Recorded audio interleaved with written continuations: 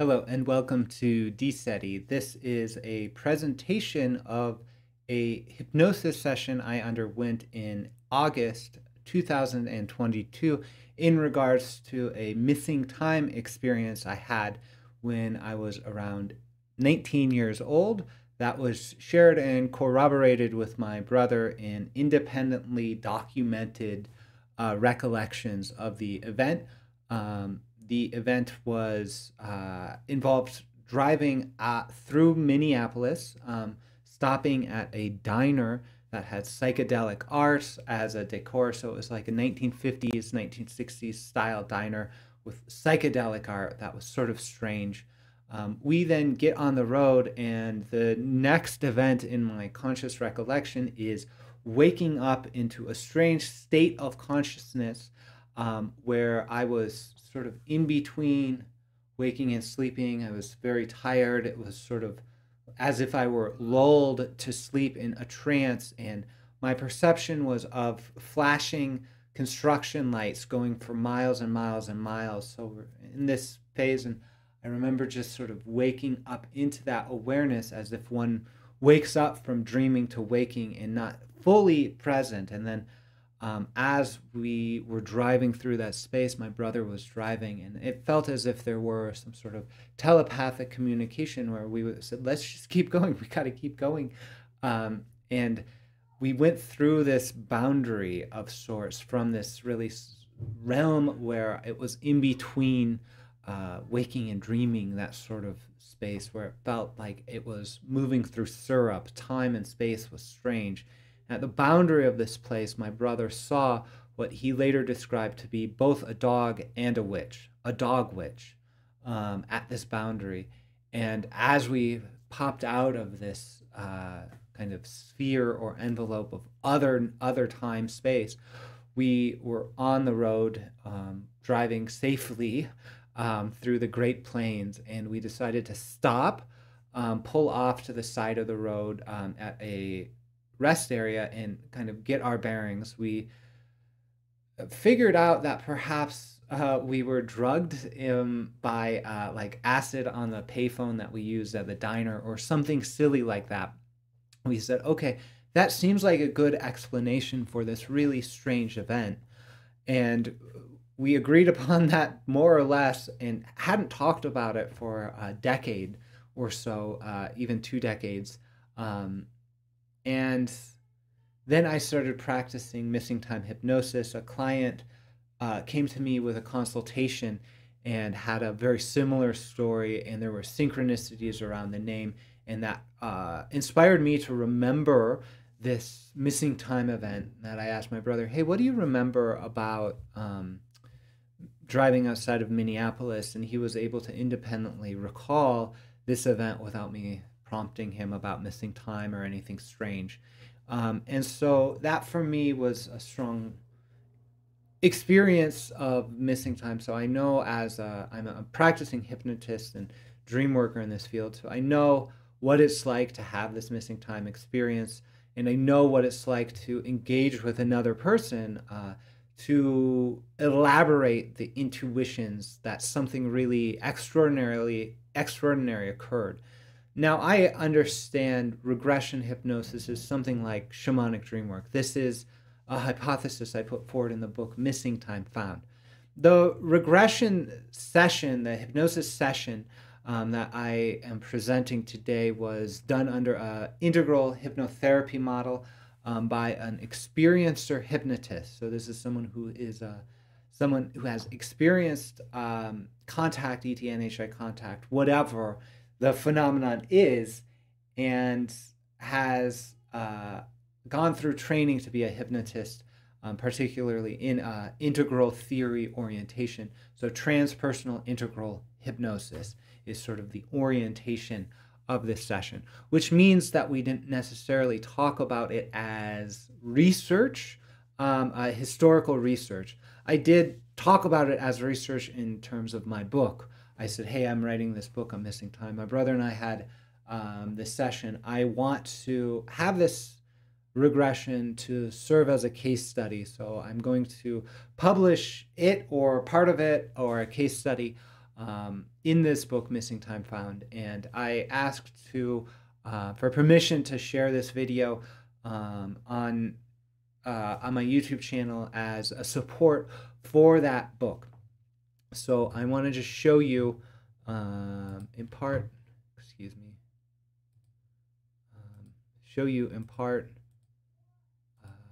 this is the book I'm talking about. It's Missing Time Found. Don't worry, it's just a dream, a new and old hypothesis regarding ET, NHI, and UFO-associated missing time. So it covers, it has a literature review. I put forward a thesis. It's the hypothesis that shamanic dream work is actually the best precedent for ET, NHI, missing time associated hypnosis. It's not memory recovery. It's not like video recording, a memory as video recorder or anything like that. It's shamanic dream work is actually the precedent for regression hypnosis. I have a chapter on methods about how I study these things. And then I've got chapters on case studies, presenting 5 case studies of more or less traditional regression hypnosis, including myself. And then I talk about body marks as evidence for these experiences. And then finally, I have several case studies of UFOs or UAPs. So you can get to that on the website D-SETI.org or through Amazon. The other book that emerged out of this interaction with the non-human intelligence that presented as the responsible agent for that missing time is identified as this character, Galethog the Grey. So this is, let's see.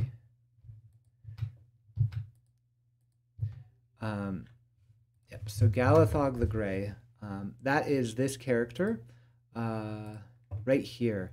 And so he's coming out of some geometry, and this geometry in the background is relevant to my inquiry, but this is the character. This is sort of a stylized caricature representation. It's important to note that I'm not necessarily claiming physical contact with extraterrestrial beings that are like physical bodies in this world.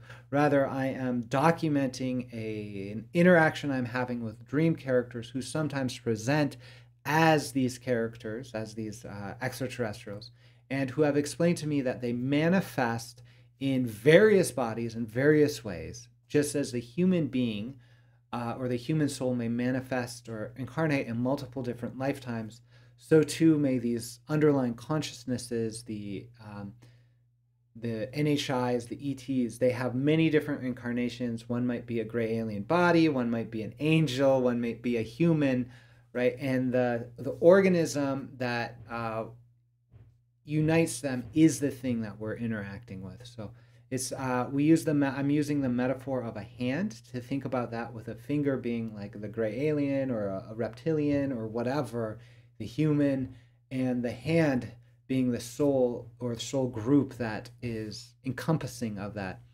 Now, as humans on Earth, we experience amnesia regarding past lives a lot of the time. This is something noted since the time of Socrates. So that's a thing that's important to understand. Now, this is the book. It has a prologue that goes into the history of alien abduction research. This is a very important essay to me because it explains why and how a kind of conditioned fear response to out-of-body experiences has arisen in my life. So I naturally and have spontaneously experienced out-of-body experiences, but I've been highly fearful of them. And the reason why is the 1990s conditioning and television programming about alien abductions, and that you can track it back to some early 1990s abduction research. So that's what is the prologue here. I talk about the integral theory, exploration of anomalous body marks, and this is all about body marks as physical evidence for alien abduction or other NHI contact events. And I have a methods chapter that describes what I'm doing. The field guide chapter is actually channeled through automatic writing of the character Galethog the Grey.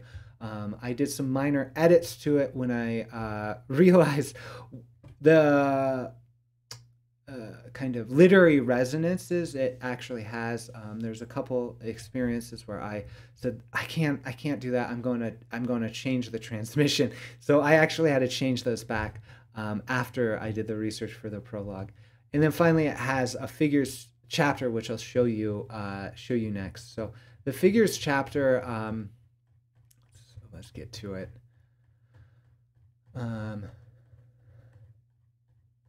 Goes through all dozens of body marks and geometry to understand what it is. So I'm presenting like scoop marks, some data about them, and then making geometric observations about these marks.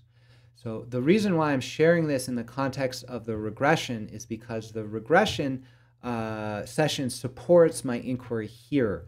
Primarily because the same character, Galethog, that discussed the missing time experience is the same very character who claims responsibility for my own anomalous geometric body marks, which we're getting to shortly.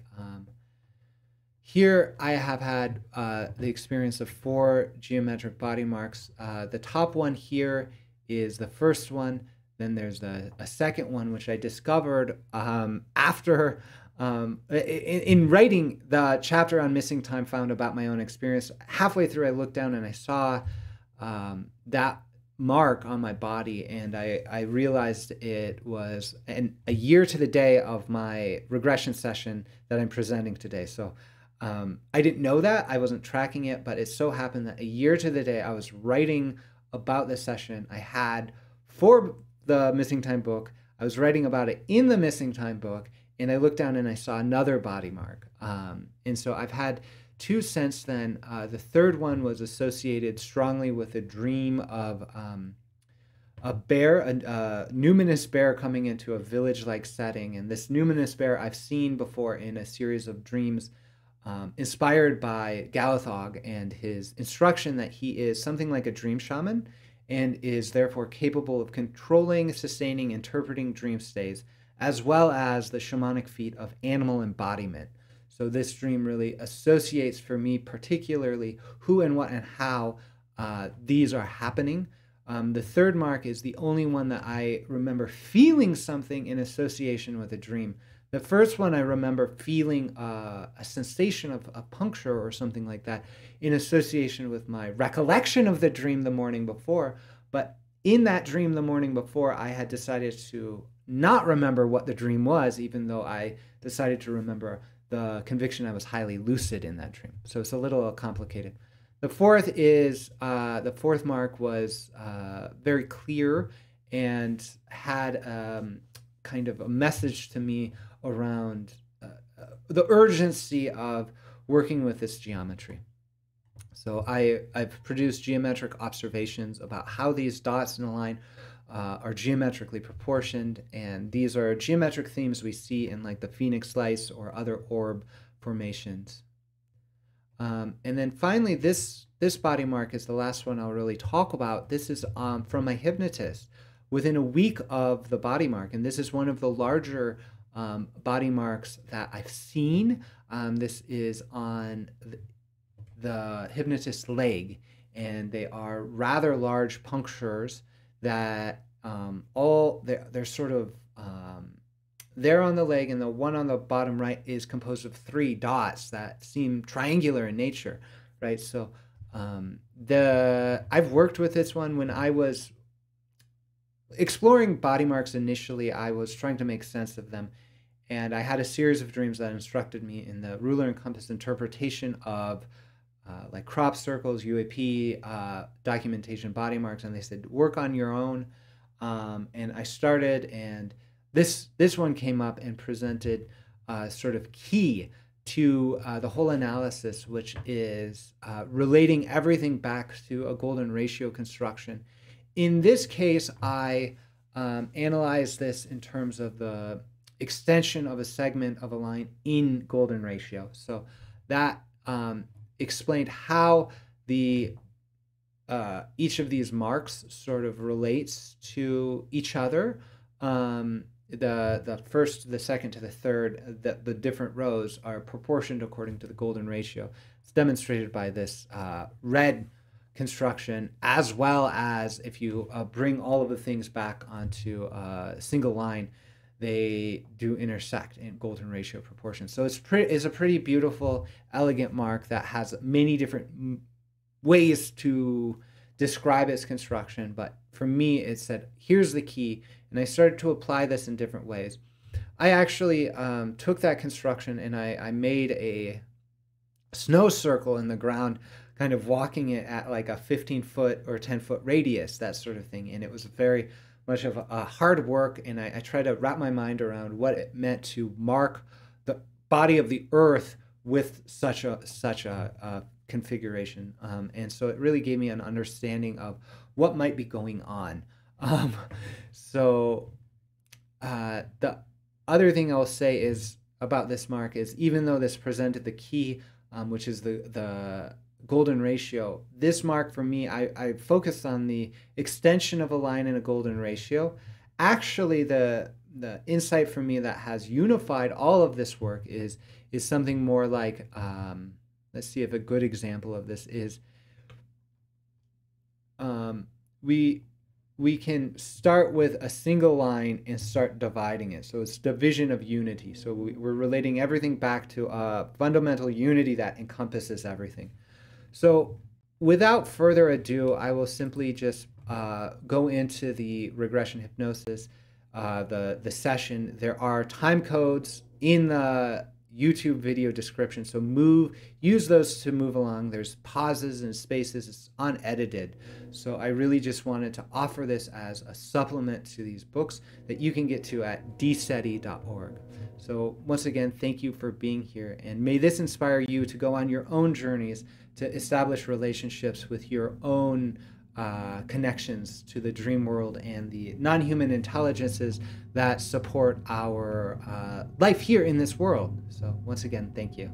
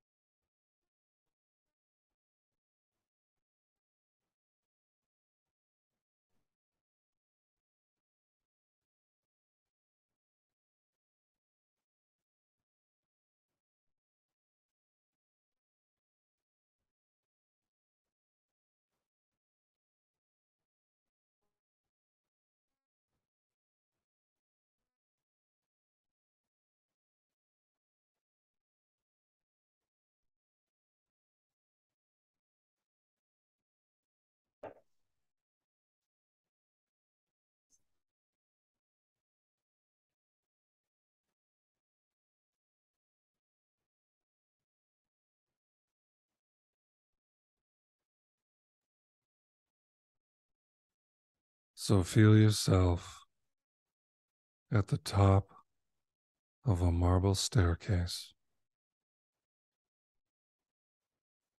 And you're barefoot, and the marble is warm. And you're surrounded by a lush green forest. And the air smells wonderful. Pine trees, aspen trees, birds are singing.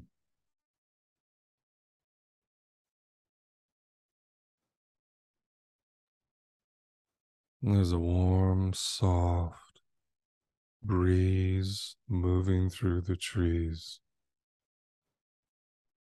And any thoughts that drift through, you just set them aside and feel the marble stairs. Breeze gently washing against your skin. And as you take the first step down the marble stairs, you can feel your whole body begin to relax.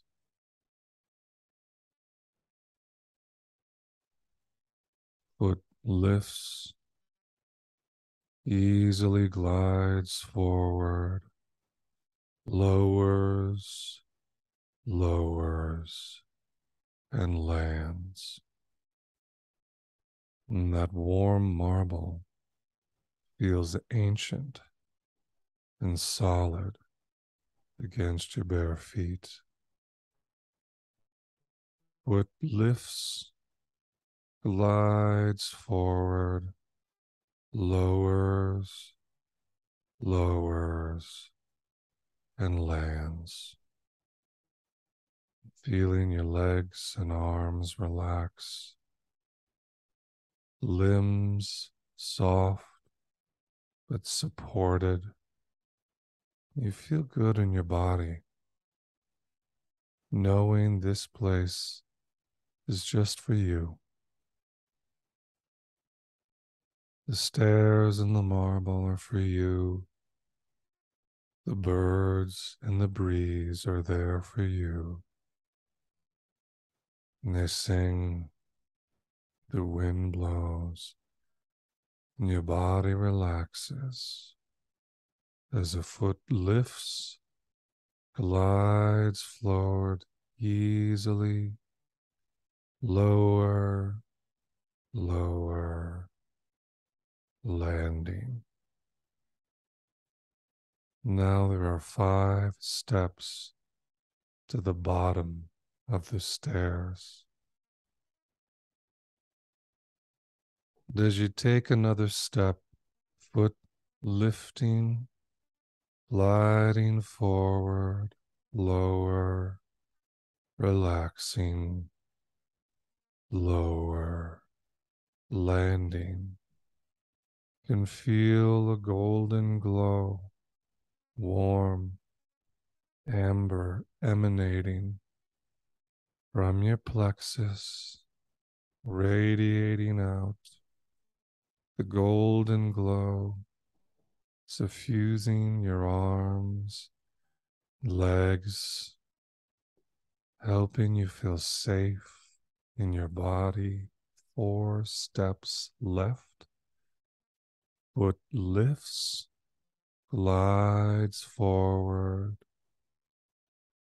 lower, lower, landing, chest softened, warm glow, supporting the body, sounds of the forest. Foot lifts, glides forward, lower, lower, landing, anchored, relaxed. Even the eyelids softening, feeling the jaw slacken. 2 steps left. Foot lifts, gliding forward. Golden glow. Lower, lower, landing.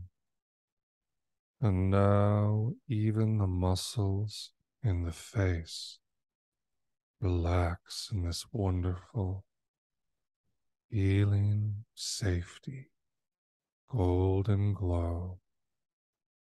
1 step left as the foot lifts, relaxing even deeper still, gliding forward, lower, lower, landing. Now, at the bottom of the steps, bare feet touch warm soil, feeling completely relaxed in the golden glow.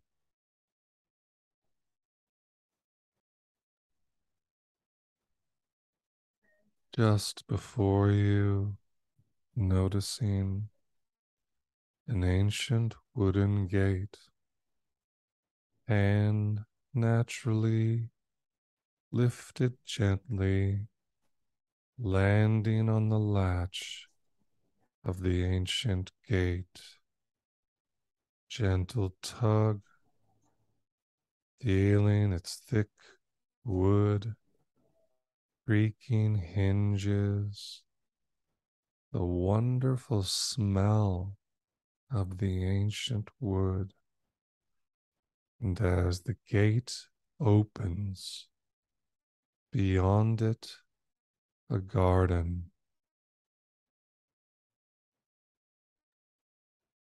rich, verdant green, teeming with life.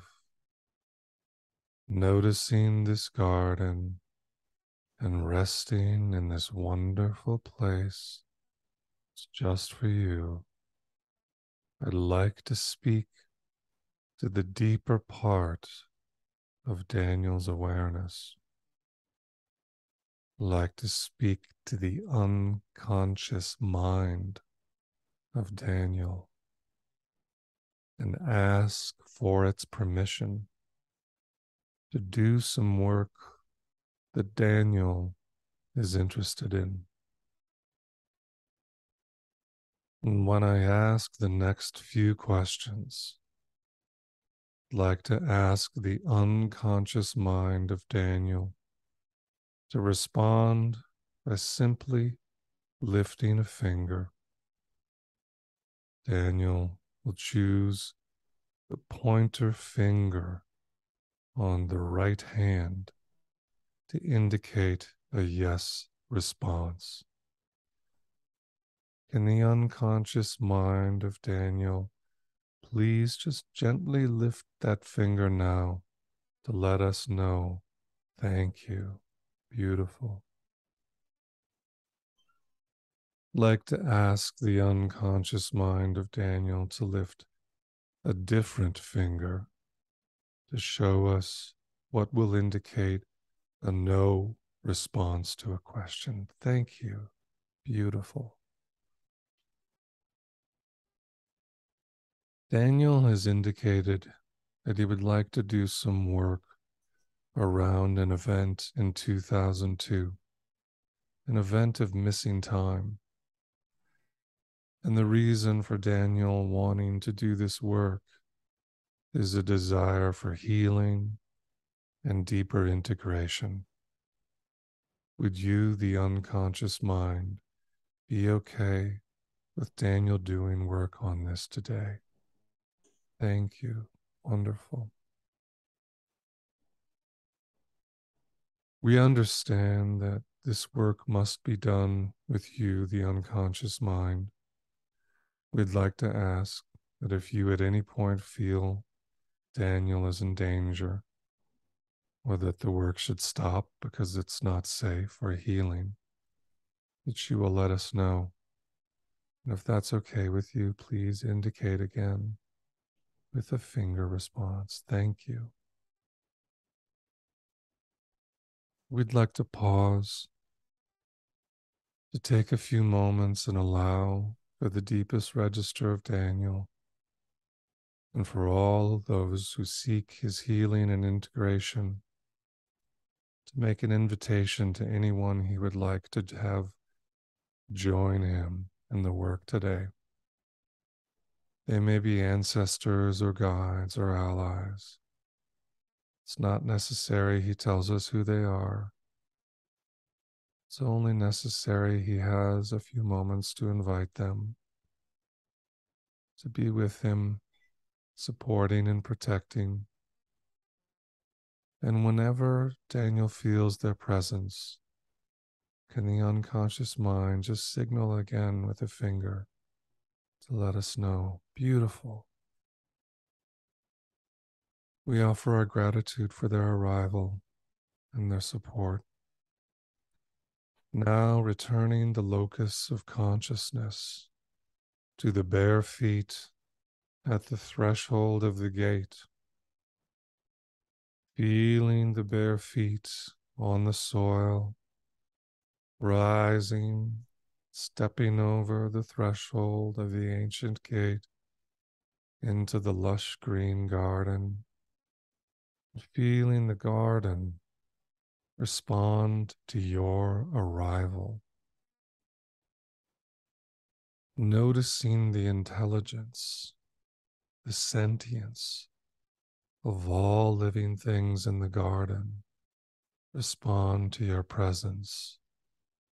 Bare feet moving through the greenery, hearing the birds, flowers, trees, drawn toward the center of the garden. And as you step toward the center of the garden, a carpet comes into view. Your carpet. Feeling drawn, stepping closer. It too is teeming with intelligence. And the carpet responds to your arrival. Its colors blush and brighten. Its life force radiates. And your bare feet step forward, touch its living fabric. It brightens, responds to your arrival, lowering your frame to the center of your carpet, taking a moment to fan your fingers out, moving them over its fabric.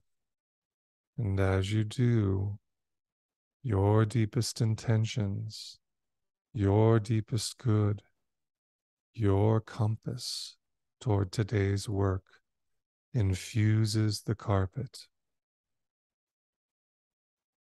Its will becomes yours. Its objective merges with yours. That golden glow expands, surrounding you and the carpet. Your protectors and allies step forward in its radius. Carpet begins to lift, lifting gently from the garden, rising up higher, guided by your intention, guided by your objectives, and now motion and flux as the field around the carpet begins to shift and morph. Time softens the shifting, morphing field around the carpet, safely ensconced in your sphere, guided, the carpet perfectly directed by your work, perfectly led by the compass of your intentions, rushing, morphing fields, moving toward the date in 2002, moving toward the scene in 2002, rushing, shifting, now begins to slow. Now slowing, feeling the shifting, morphing field of time and space. Slowly gaining clarity. Carpet, lowering, slowing, now dropping like a leaf, soft, side to side, lowering toward this date, this scene, this time, landing, landing at this date, this time, this scene, stepping up, lifting from the carpet into this body, this time, this scene, senses sharpen, clear sense of vision, full sense of smell, sensitive touch, acute hearing, marshaling all senses forward in clarity, crisp, and now allowing this scene closer, closer in clarity, this time, this scene, this date, all the senses. And whenever you are ready, using Daniel's body and voice to simply speak that which the senses register, pushing play on this scene.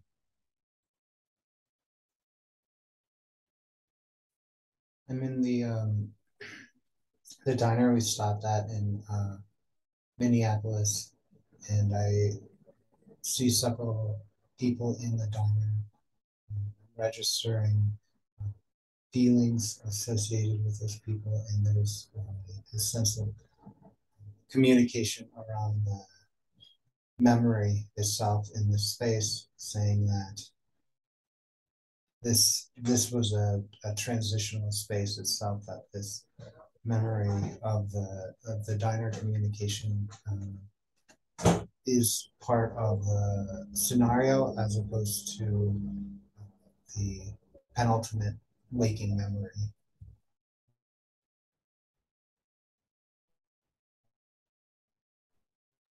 And who is it that communicates this information to you as you're in the diner there?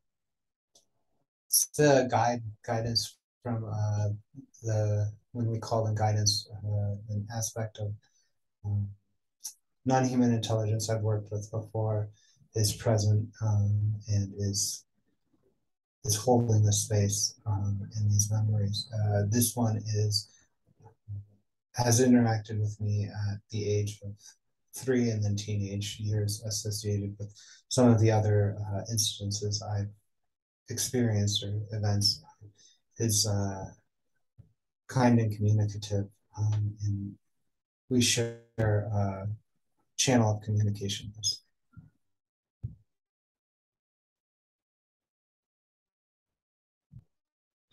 And with gratitude to the presence of that clear channel communication, do you have a beginning direct question you would like to ask at this diner nexus?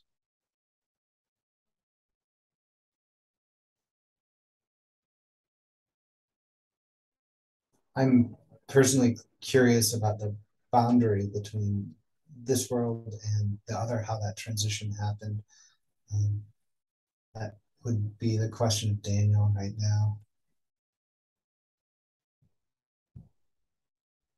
So let's have you gather that, just put it together, including the emotions and what you were describing, feeling in association with that threshold diner, and offer that question of curiosity around the boundary between this world and the other. And let's listen for what comes back. The the guidance here says there is a sense of transition of liminality. The sense here is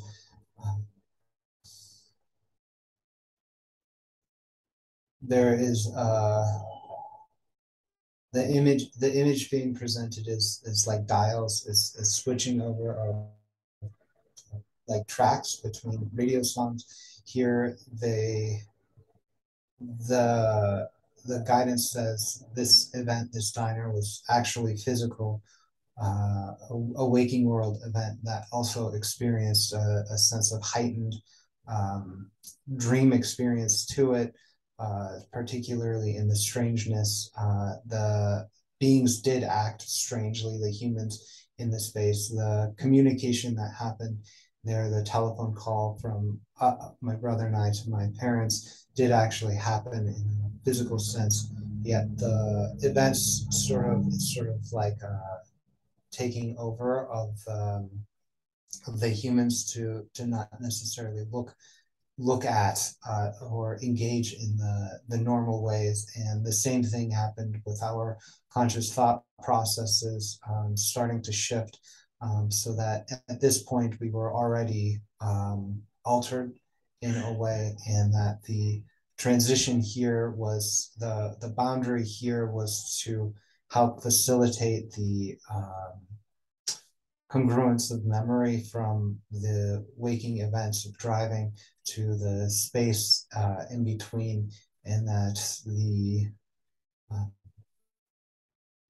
the the unfolding of the physical waking events at the same time as the presence of this psychic reality is formed a kind of in between space, and um, that's the nature of this boundary. After driving, after getting back onto the road, that is when a transition happened from the space of full waking into the other side space.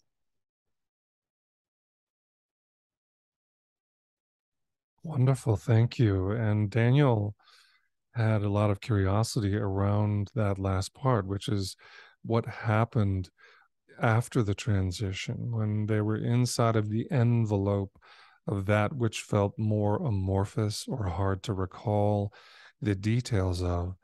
And we wonder if you might be willing to bring forward and move into that envelope on the road where it was less clear once they were on the other side about getting recollection, clarity on the memory of what transpired in that envelope.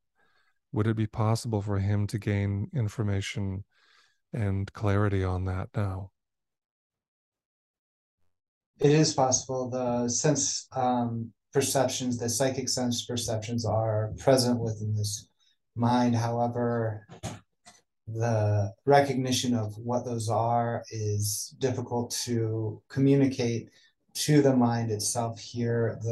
There is several layers of experience and imagery. The first thing that is important to understand is that the transition of the physical body, it was not, the event here was not necessarily a abduction of the vehicle and car and things like that. The mechanism from one perspective would be the hypnagogic sort of kind of subconscious zone out driving experience. So at one level, that is a very real truth of the experience, in the same way that the intelligences worked with the humans within the diner to exhibit strange behavior, and as well as Daniel and his brother, so too in the driving experience, there was a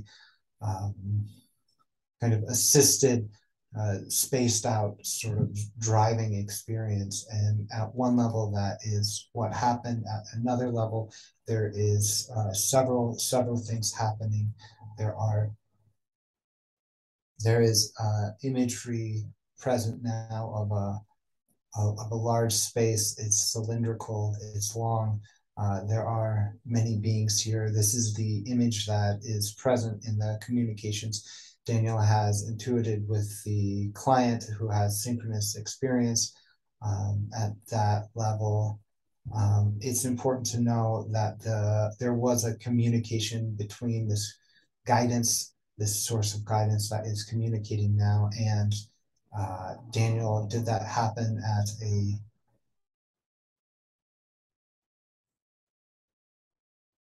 active level or a passive level is a question being.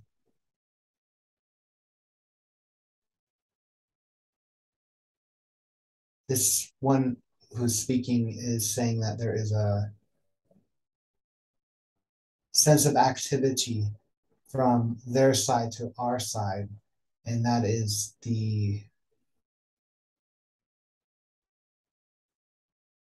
it's as if in the image of the cylinder there are many sort of almost metal filings. It is like a magnetic sand tray experience. There was a sense of alignment of polarity between many of these beings at a. It's as if everyone involved with this experience on the physical side were sort of compasses using that image, and there was a large magnetic experience object that aligned all of those compasses to that magnetic field.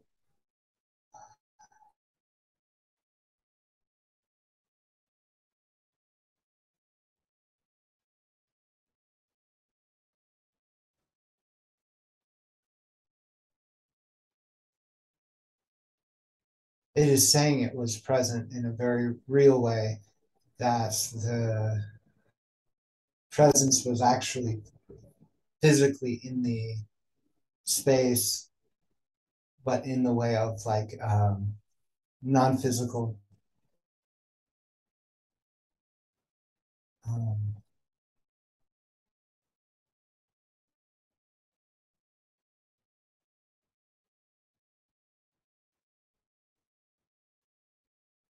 what happened in this space? There was an actual experience that unfolded, that exists alongside. The body itself was almost taken over in the driving experience, and the time that unfolded was present. The physical body was present in a way of sleep, and in that way created a capacity for the deeper self and the deeper vehicles of consciousness to have this experience.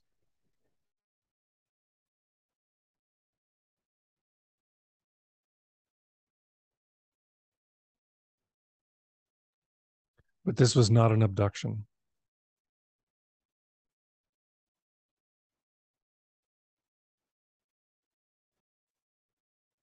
Was it a walk-in? What would be the appropriate term for the mechanism put in place in which the physical body was present in sleep, but it created this capacity for deeper vehicles to have the experience? Has this been done before, or is there more that can be known about that mechanism? It is similar to sleep paralysis. It's a very, very similar experience to sleep paralysis. There was a sense of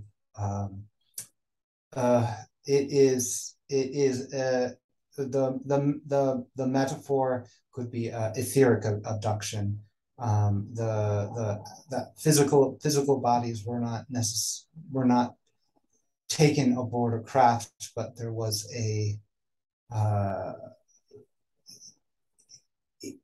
the intelligence here is saying it makes no difference in terms of from their side of things, whether the physical body was taken or the soul or the psychic entity. The mechanism of what happened to the physical body is saying it's a convenient metaphor.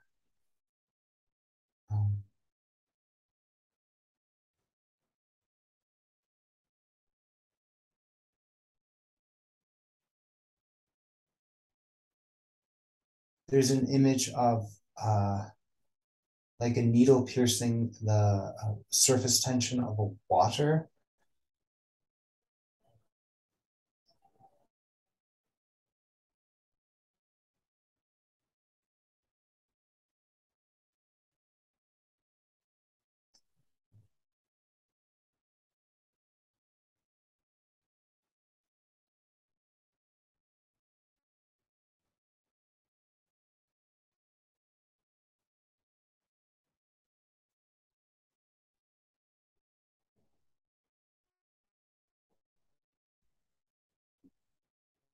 The cylinder that arrived in this event and permeated both sides of the liminal threshold, is this cylinder, which had beings in it in communication, is that cylinder similar to the other cylindrical, cigar-shaped typed objects and phenomenon that are involved in contact events with non-human intelligences?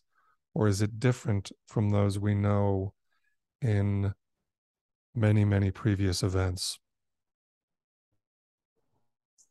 This one here is saying that it's similar. The understanding here is that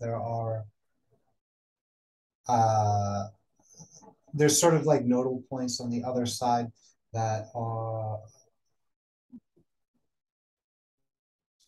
there is like a weather to the other side that works together. The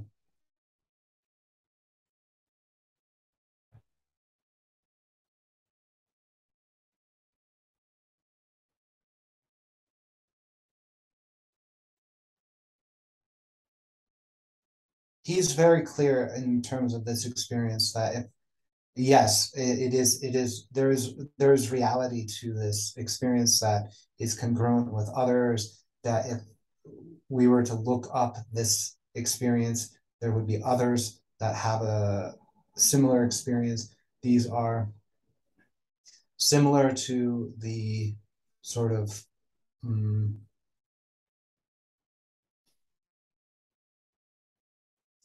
there's a sort of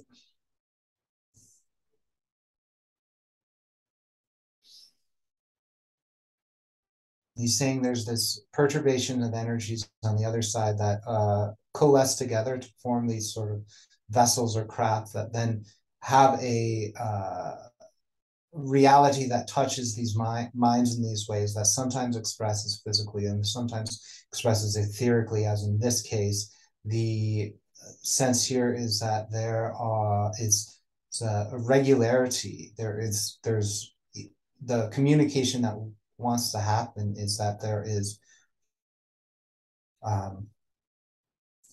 predictable patterns almost to these experiences, and in that way it is similar to those crafts. The sense here is the emphasis is on the other side as the source and shape of technology is the important thing to look at. The sense of looking at the physical expressions of cigar versus this shape versus that shape. That is a morphology that is derived from both the perception of the experiencer and the source of experience. The actual morphology of the craft is understood in the different dimensionalities of those experiences as he says I might understand it in a strong feeling within the heart space as an expression of that morphology.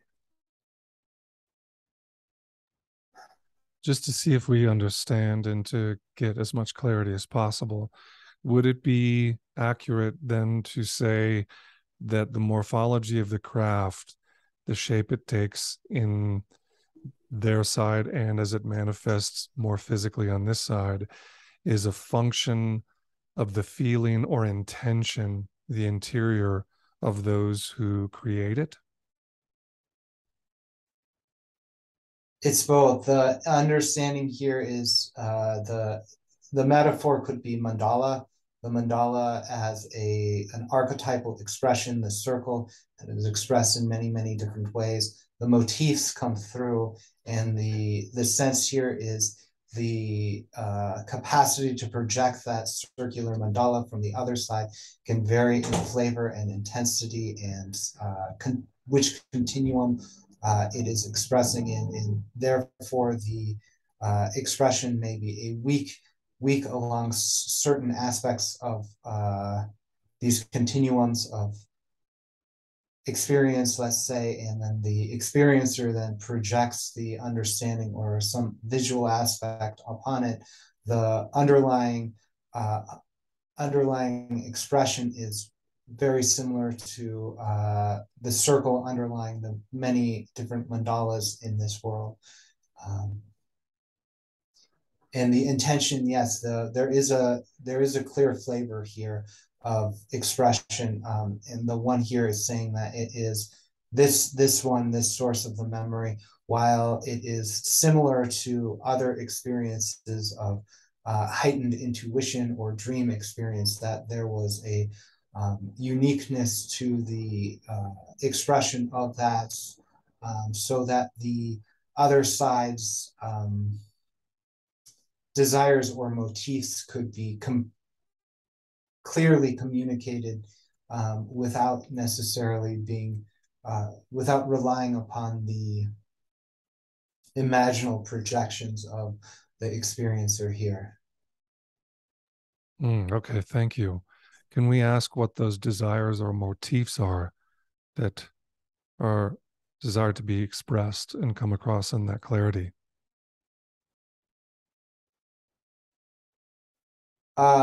Physical control from the other side, physical control, the sense of reality. There is a communication here. There is meaning behind the participants, both the brothers and the clients, and there was significant gravity to this experience that wanted to be communicated. The other sense here wants to be communicated is that there is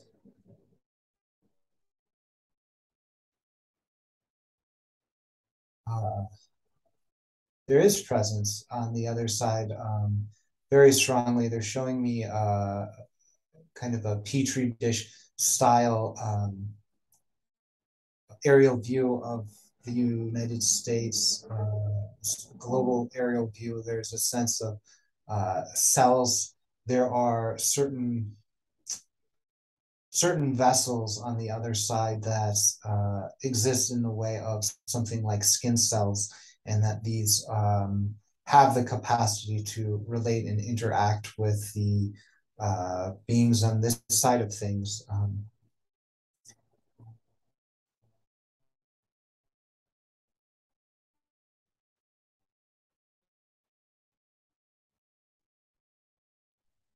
And when we hear other side and conceive of other side, is it most accurate to conceive of the other side as local and coextensive with our native location? Or is there a dimensional remoteness to where it's coming from? How should we best conceive of this location and its proximity? Thank you. In this case, both are appropriate. It is important to understand that in most cases of interaction with the other side, there is a sense of dimensional remoteness, primarily because there is not an intermediary craft. Actually, that's the sense here, is that the expression, the other side here is that sense of the petri dish craft, each in their own boundary over this earth, that is coextensive, and with the physical in this way, it is understood to be something like etheric or astral. There is also, however, a different dimensional space from which the being the non-human intelligence that is engaged in this practice of interaction, there is a sense of dimensional remoteness. That being was, or its consciousness resides, as we might see it, in that sense of dimensional remoteness, and enjoyed a sense of projection upon those craft that then interacted with twins.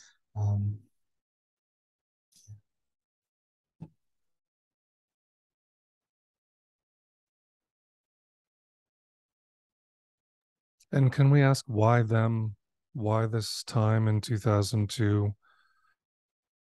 What was the specificity about them that created this magnetism, and why was it important that it was them at that time?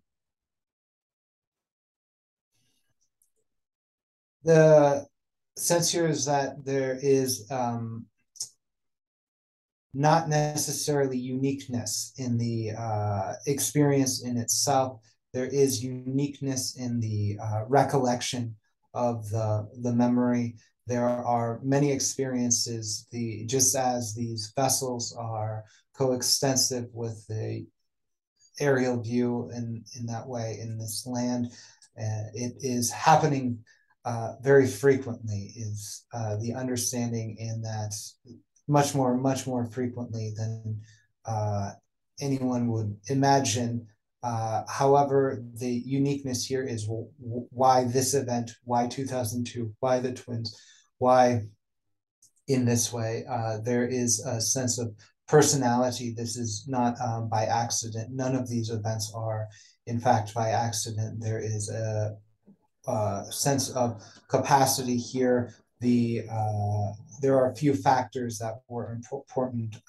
Age was important. The sense of entering into a journey space was important. The sense of doing something new was important, to allow for that correspondence of the other side and this side in the way of the transition experience from the waking to the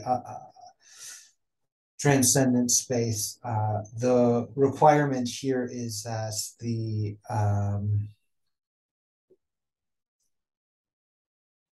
physicality of the vessels and the physical bodies may be entrained, the actions may be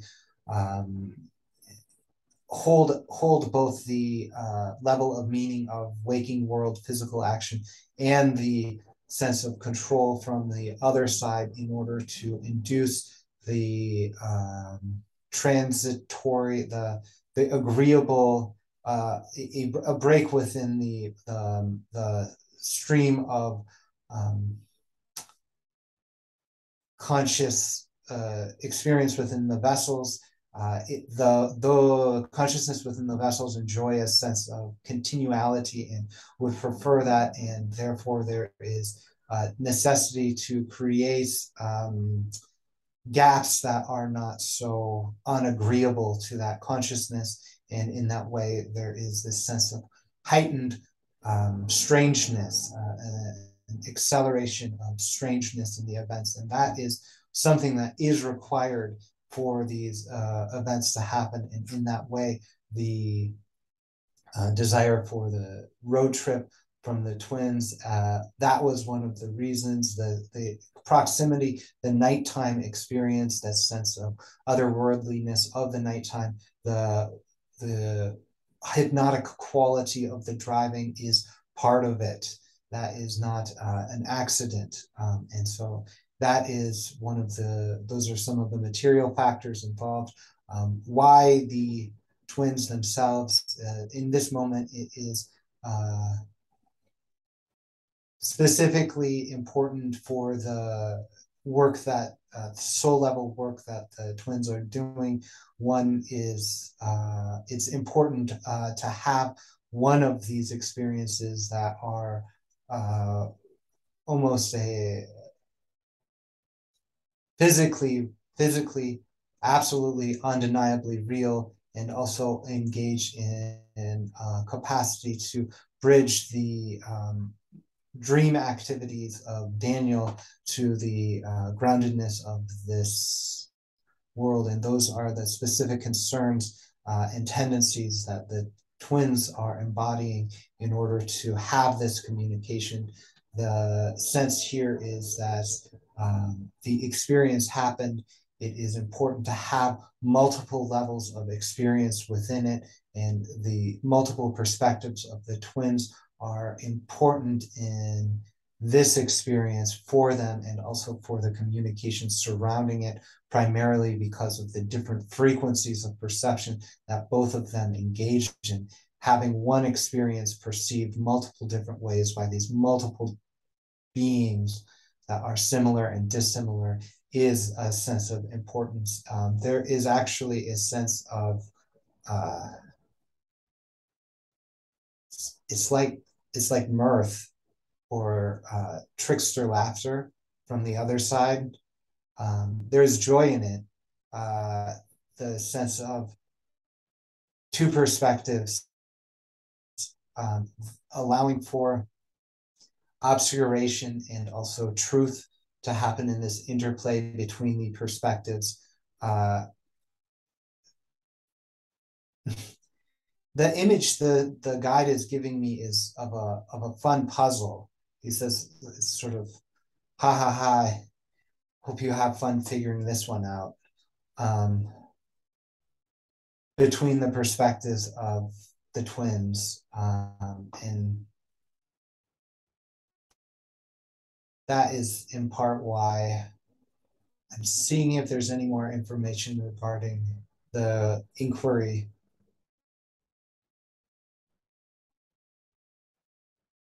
Oh,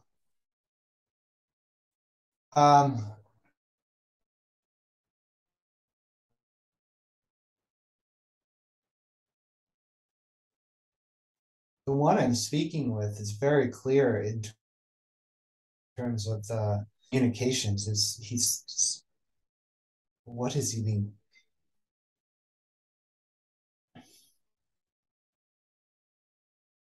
He's presenting several events. It is he's showing me a metaphor. It is a sewing needle. You look through the eye of the needle, and it is lined up, and there is it's almost as if he's showing me there are several different eyes of these needles, and they line up, and he is able to see through these various points. These are the moments of interaction.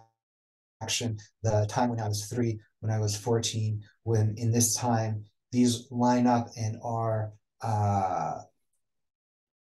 congruent in his space, and there is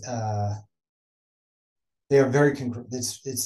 It's almost as if they are rooms off of a central room. They're very accessible, and in that way, there are very specific reasons and flourishings of action that happen in the in-between spaces that are, he's saying, agreed upon in those spaces, in the interaction between Daniel and the being here, that have implications for the space in between. These are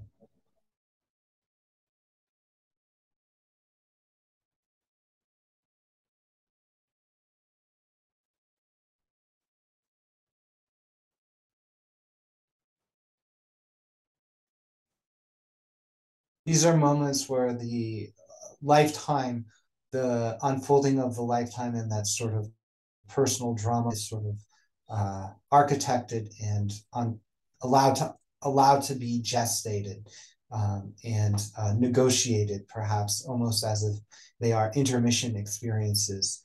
And in that way, saying it's not a unique event that there is this experience of strange memory and missing time.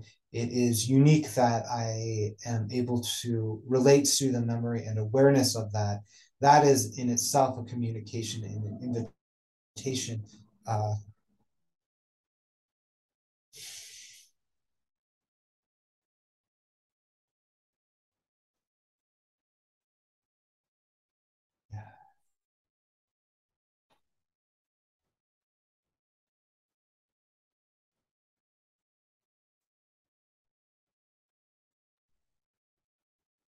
Oh, but he's also clear that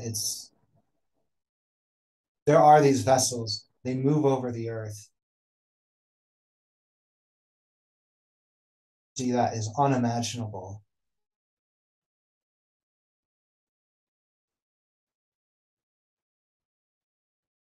Thank you. Unimaginable for humans?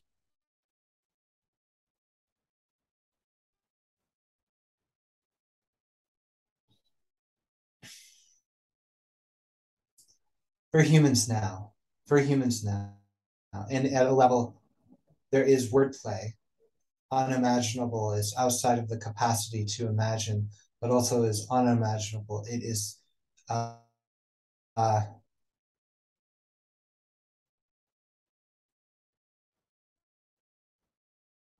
the frequency of dream, of course. There is a reason why we don't look into these things collectively, which is he's saying our arrogance, but unimaginable insofar as the frequency it's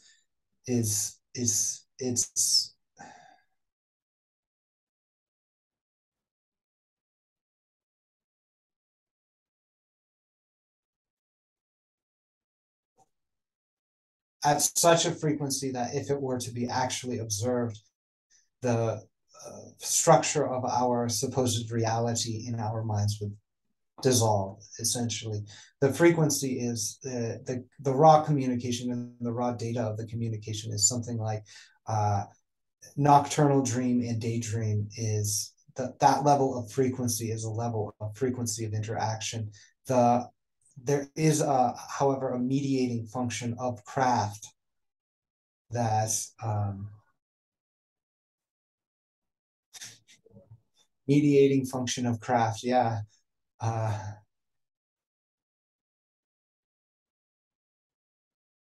That still happens more than imaginable. It's sort of like atmospheric weather. Think of it as climate as opposed to visitation, is what he's saying. Thank you. Thank you. Very interesting. And to try to continue deeper with this fascinating line of information, would it be useful for humans, for instance, to conceive of waking, dreaming, and deep dreamless sleep as all occurring simultaneously?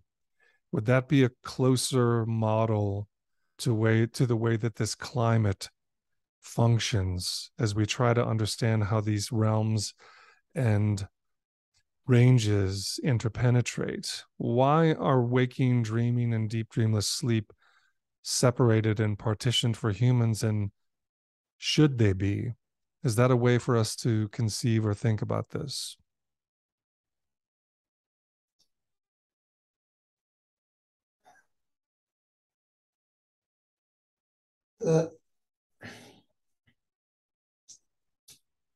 The sense here is of notes in a harmony, waking, dreaming, dreamless sleep. These are notes in a harmony. The intelligence here is saying to look at the deeper level. He's saying all the puzzle pieces are here. There is really a choice of separation. It is because in terms of the kymatics involved, meaning for the movement of the actual particles in response to the waveforms into different structures, that is enjoyable for some of these aspects of humanity, and that is neither should this nor that. The invitation is, if when there is a desire, and there is always a desire on the other side to receive consciousnesses that enjoy the expansion from the limited perceptions, the distinct perceptions, this is physical, this is dreaming.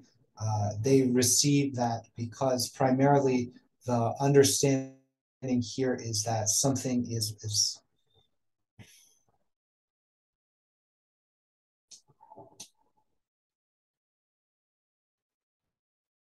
he's showing me an image of he's showing me it's all happening in the same space. The metaphor here is the matrix sort of experience. The metaphor is agreeable on one level and unagreeable at other levels, primarily because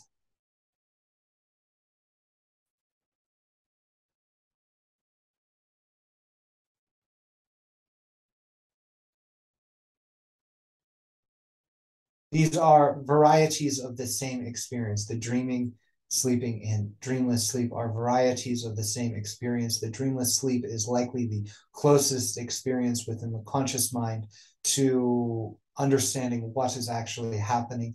There is an emergence of experience and physicality in the same way that structures emerge from the movements of particles within waves. There is a structure that emerges, and that structure is the waking reality and the dreaming reality and the collective unconscious and so on. The understanding here is that there are these intelligences and craft that exist with different configurations of those experiences. There is a fundamental hyper-real technology that exists outside of these. The understanding here is that the motion, the technologies within the both, he's saying the psychic technologies like remote viewing and astral projection are more similar to the physical technologies of mechanistic expressions than it is similar to the technologies that are used in the non-human intelligence. So as physical craft, physical vehicles are to the psychic or etheric craft that are often experienced in the psychic experiences, there are another level of the proportion that are essentially unknowable and yet extremely real, that are invited, that are always invited to be participated with should the consciousnesses within this experiences wish to go deeper. The invitation here has been presented to simply a mindfulness exercise upon the sense data. The sense data will lead there from the consciousness. This method was presented to Daniel in a dream before this session, and it is difficult, it is easy, it is available in the same way that all of these experiences happen to everyone. However, the memory or the awareness of them and the capacity to move through that is rather a unique and cultivated experience. The invitation to use the sense data as a pathway to awareness of this hyper-real technology requires a capacity to both relate in ways that do not invoke the defense mechanisms of the psyche, and to allow for a sense of presence and an attachment to the polarities of experience. Primarily, there is an experience of anxiety and discomfort in the psyche, as well as a sense of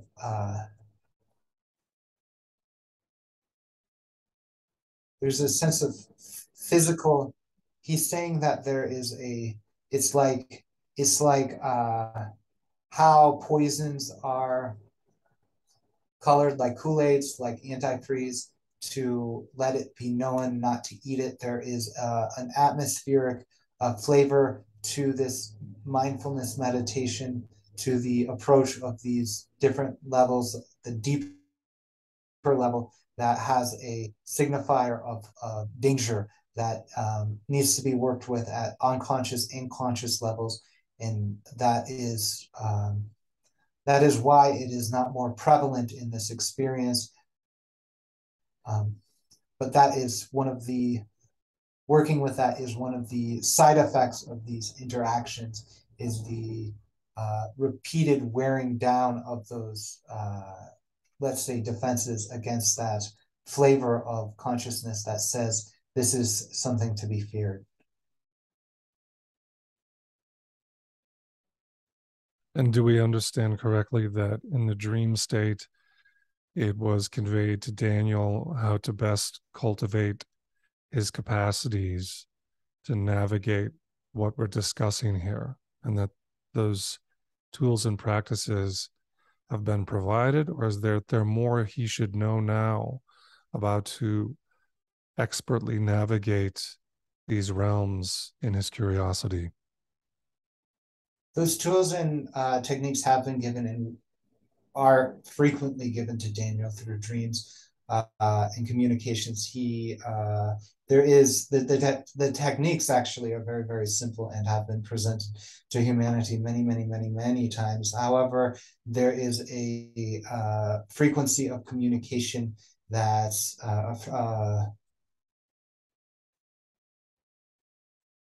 there is capacity for entrainment and invitation for a deeper working at different levels. This is an elaboration that is important to understand, that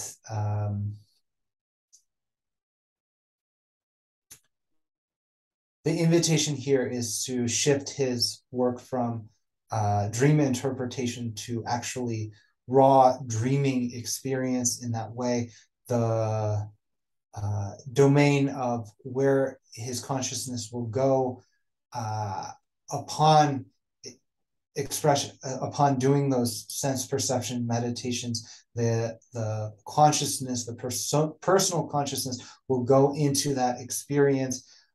There is an aspect of consciousness that is already Daniel and already there and already capable of creating a situation of entrainment so that it is easier for that meditation to unfold. That can happen simply through intention and also raw dreaming expression and activity. That would be the invitation. The actual doing of this is the invitation here and the encouragement, as opposed to the communication of technique. That is sufficient for Daniel to understand. Wonderful. Thank you. And do the beings on the other side of what has been characterized as the in-between or the liminal or the intersection of these realms, do those beings, yourself included, experience it as the in-between, or is the human realm of the physical more the in-between for them? Is in-between just a relative term depending on which side of the threshold the perspective lies, or how do we best understand the term the in-between?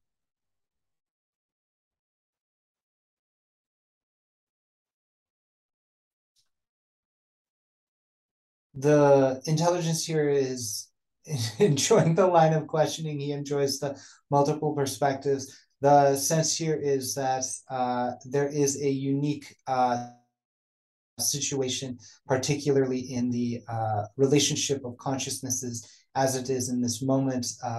There is of course, in between liminality. They experience, this one enjoys the expressions. His expression here is often a gray. In the in between, this is the liminal spaces, right? The sense of being in the like the nighttime spaces where dream and waking are somewhere in between. This is a domain where that is actually a domain. It is a locality of experience that is relatively actually enjoyable from his perspective. The sense here is that it enables different flavors of consciousness and activity to unfold. On the other side of it, there is a sense of much greater union and expression. There is telepathic communion. These beings really do understand and work with each other in the way of harmony that exists between separate notes. The separate notes are not unique from that harmony. It is one and the same, and yet in the expression within these densities, in the particularized expression within the egoic kind of personal quantized version of consciousness, there is actually an in-between state between the other side and this side of particularized expression. This happens at all boundaries of that wave particle, let's say, duality experience, and that in between actually is it is a place, but it is a place that is based upon both aspects of that wave particle expression. It is important to know that there is, these beings can be anything. They enjoy a kind of a telepathic communion with all that is at different levels and frequencies. This one here enjoys a rather elevated view of the different frequencies involved, and yet there is a sort of important to understand that there is a wearing down of the pathways in the in-between, so that it is easier or more likely for this one, the other side, the wide consciousness, to express within this consciousness through these flavors of in-between. And in this case, it is often the gray that is present in these experiences. That is it. There is it would like its artisanry to be known. It would like its expression within that liminal space to be known and appreciated as well. It is saying that it has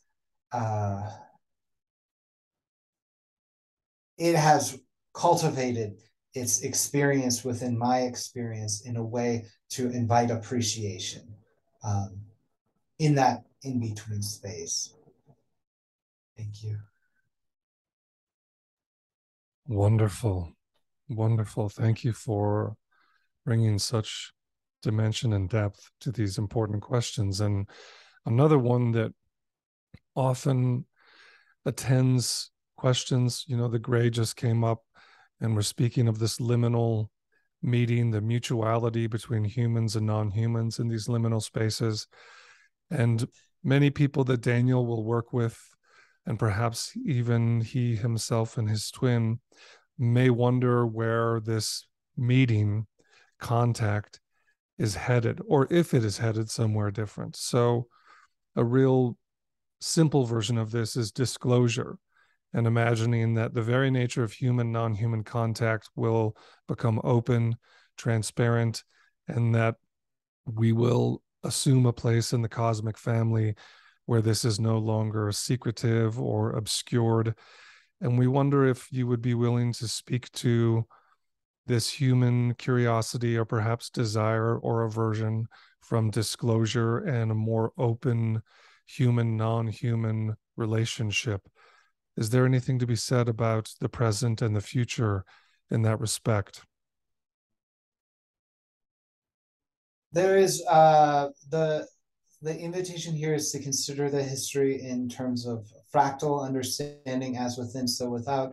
The sense here is that the invitation for contact is always open, has been always open, will be always open, that there is always a sense of transition from this sense of personal isolation into a greater understanding. This is the motif of many religious and spiritual experiences. However, it is important to understand that there is multiple different things that a human being is. And in that case, there has been emphasis upon specific expressions of humanity as individual.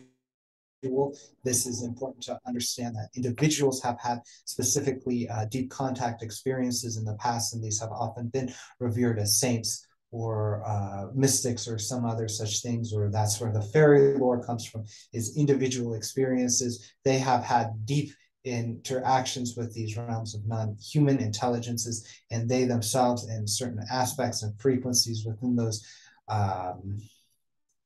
aspects of humanity have undergone exactly what has and will happen, which is that experience of disclosure. There is invitation. There are many, many, many, many things happening here. It is important to think of the larger system as one thing and also not as one thing, understanding that the humanity is a telepathic communion. These are telepathic creatures. We are a hive mind. This is not untrue. And it is important to understand that because it is in itself, this humanity, each aspect, each collective, each imaginable unit of consciousness within this system, the family, the tribe, the nation, the globe is and has its own interaction. There is a creation of these not grays, but these in-between beings that are sometimes expressed as the grays. This is created from the deeper need of the collectives, the various levels of the collectives. And this is not to say that those beings are not physicalized elsewhere, but that the interaction between those beings and humanity arises from that specific need of that specific octave of collective mind. And so in that way, there is a deeper experience of disclosure within the colonial psyche. And that is important to understand that there is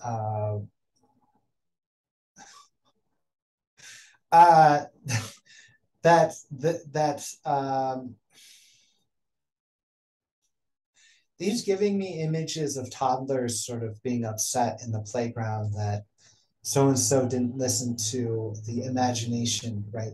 I have a laser gun, you have a force field, sort of imaginative battles between children. This is the sort of experience that is happening at the it's the industrial mindset, this sort of consumerist colonial mindset. This is that's sort of amping up. There are specific beings that are associated with that in itself, and that there is a certain heightened drama that is taking place. And it is important to know that it is very real for that collective, and yet the earth itself, the earth herself, and the beings on it have different levels of disclosure that they enjoy. There is really it is really simply they say a function of the creating a specific waking experience requires a specific liminal experience to balance it. And in that way, this focus on disclosure is very meaningful and cathartic, and to the psyches involved. The earth herself and many of the cultures on it and the animals are in deep disclosure experience. They exist in a way that we would, the humans, imagine as disclosed kind of intergalactic experience. And so the transition we are in is very real for us at the moment. This is right now, we are in a state where, like the twins were in the diner, it is both real in terms of physical experience. That was a weird diner objectively, but also there is a psychic experience being overlaid onto the weird experiences that is real, that is guiding towards a deeper interaction. We are in moment of liminality and choice as a collective, and that is the importance here to understand, is that in this disclosure experience, we have an opportunity to choose the specific paths forward.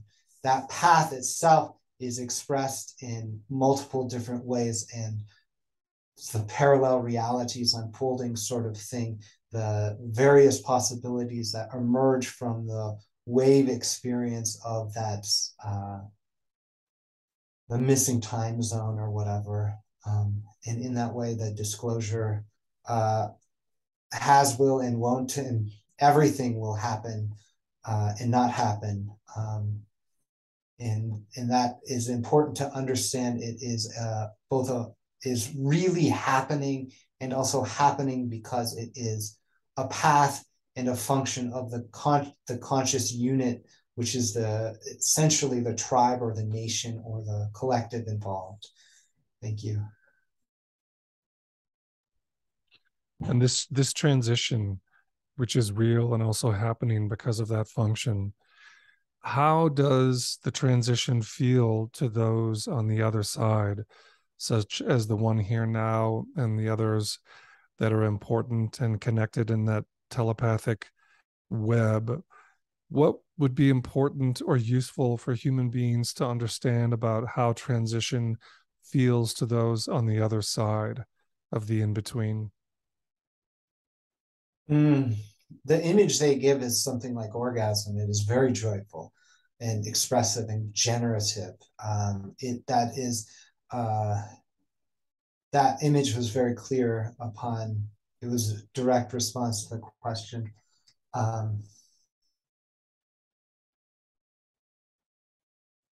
The understanding, the metaphor is of a dream. Once again, the metaphor is the nightmare experience, the waking up and realizing it was something like a nightmare, and there is a capacity to realize that that nightmare is the self, and the things that were feared about the nightmare, understanding that is unreal, and therefore there is a sense of greater relief and connection. And the other side would like us to know that it does not exist in the time the same way. It is a choice it is sort of, it's like playing a video game. There is a sense of accomplishment, a sense of appreciation, a sense of catharsis associated with that. But whether or not we win or lose, whether or not the disclosure happens or people understand, the deeper reality is not at stake.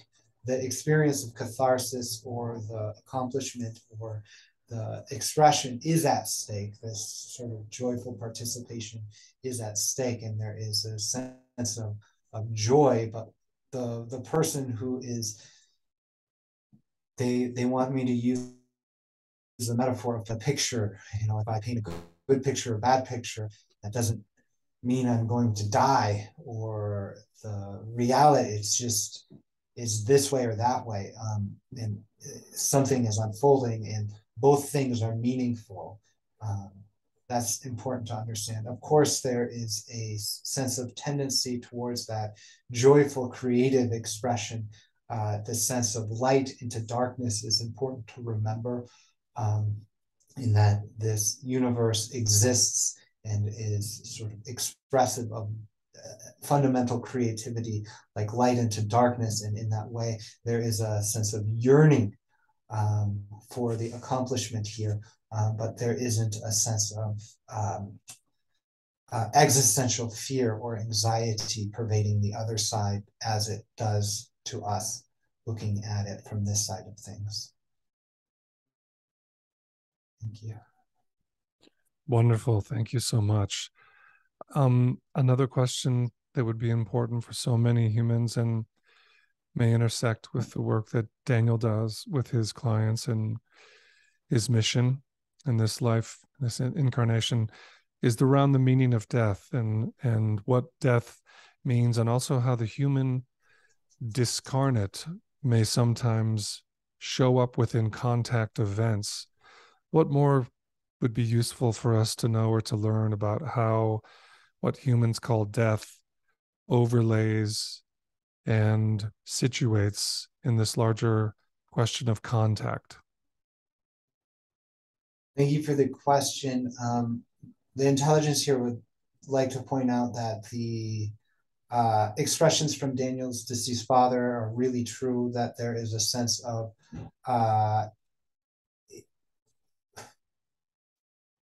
says it, the communications that you've received from your father sound ridiculous in the way of the contents of the experience. He is communicating directly, and your faculties of understanding have been opened sufficiently that the interpretation of his communications, primarily the sense of living on a planet, within the constellation of Bootes, that's actually true. He is there, and also utilizing a technology there to project back here. This is actually true. It's the communication, in a direct and non-metaphoric way. It is actually happening at that psychic level. That is important. That this is an experience that those entities, your father and Daniel, you have decided upon in kind of deeper communication. This sense of death is simply a modulation of consciousness, and there is a much deeper reality of the consciousness that doesn't enjoy the fear of death in the same way as humans do. And so that is important to understand. The communications are much more prevalent than one might expect, and much clearer. The invitation here for Daniel is to pay more attention to those. There is a reason why the spiritualist training and spiritual mediumship training came into his life, particularly in order to receive those communications, sometimes from the father and sometimes from others. The communication here, it is important to understand, is that there are different densities, different experiences, different dimensionalities of the experience. The non-human intelligences that Daniel interacts with by way of the extraterrestrials are often in a deeper realm that are expressed both through the personal consciousnesses of the terrestrials or extraterrestrials, but also relate through the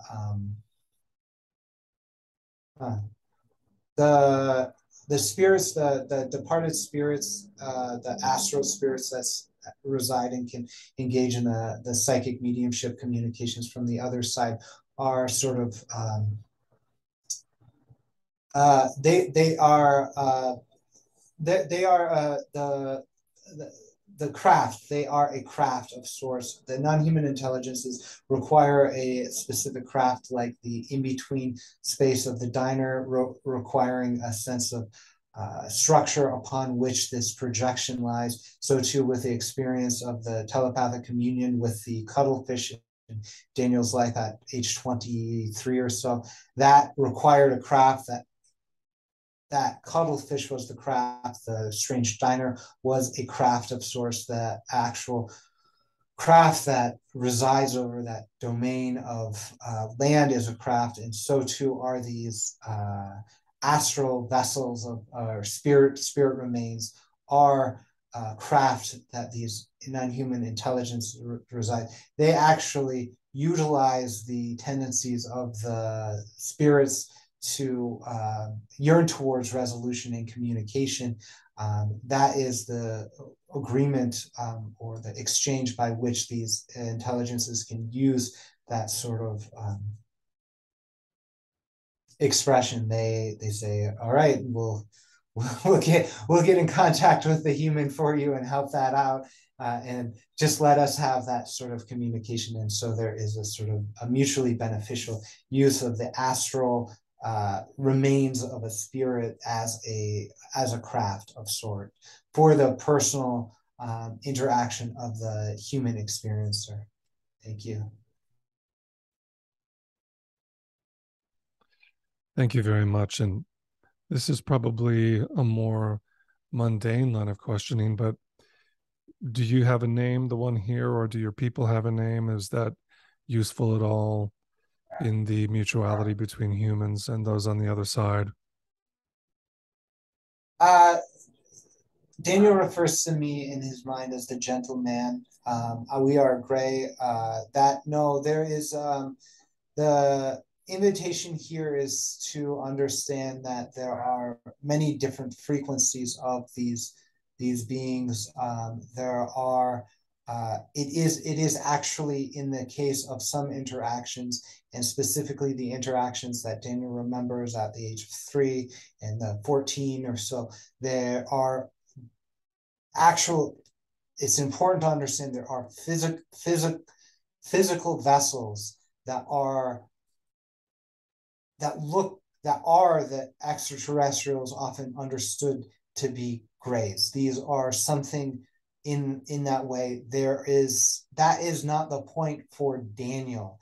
However, it is important to know that there are specific personalities within these cultures, and that they relate in specific ways. So just as in the human cultures, there are individuals who are highly physicalized and highly associated with their own persona and national identity, so too there are frequencies of these extraterrestrial or non-human intelligent vessels that are expressive of the deeper cultures and personalities of those beings. And that is important to understand.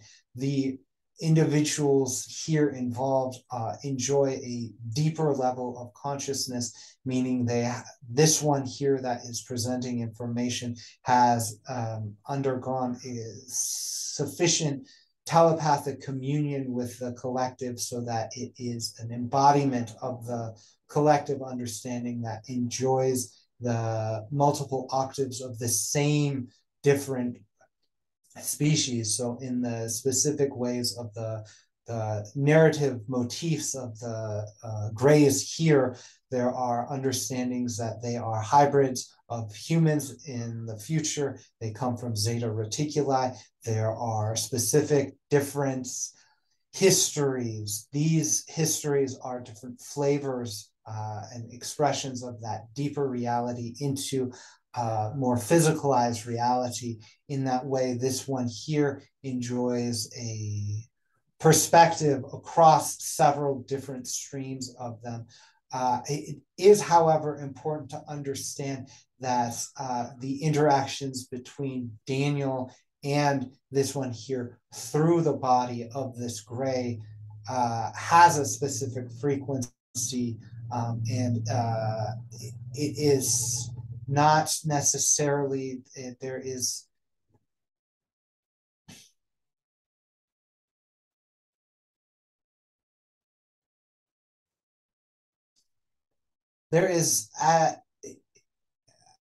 something there is something like a name. It is hard to see. It is important to understand that there is a resonance that is nameable, but that the invitation is to see beyond that. That is the nature of the practices involved, and that is one of the paradox of interaction.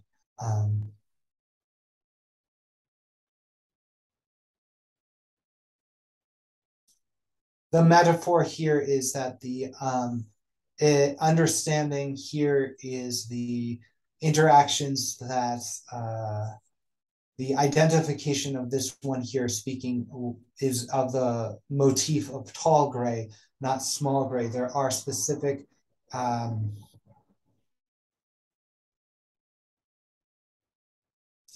expressions. These are by no means these are neutral in the way of human value judgment. These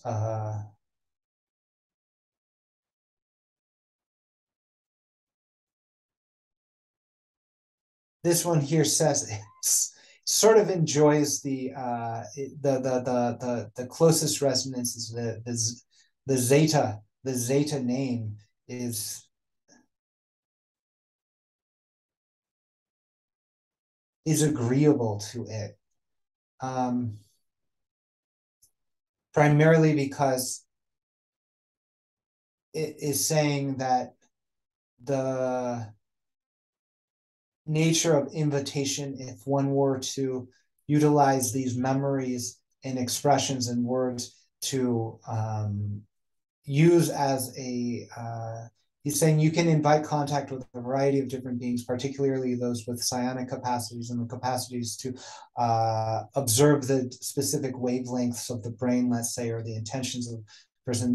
You can invite such contact by meditating upon the specific flavors of consciousness and expressions within the story-like motifs. For example, focusing on the specific motif of the dog witch within the screen memory, or the specific eyes of the Greys or something like that, invites the contact with that specific frequency and expression of these non-human intelligences throughout our world. In that way, you could meditate upon use the flavors of the various specific frequencies of this expression to invite different levels of contact. For example, meditating on the specific frequencies of the small Greys as expressed in the memory of Daniel would invite the contact with those Greys. However, that density may not extend to the invitation that is most beneficial, which is to those beings that do embody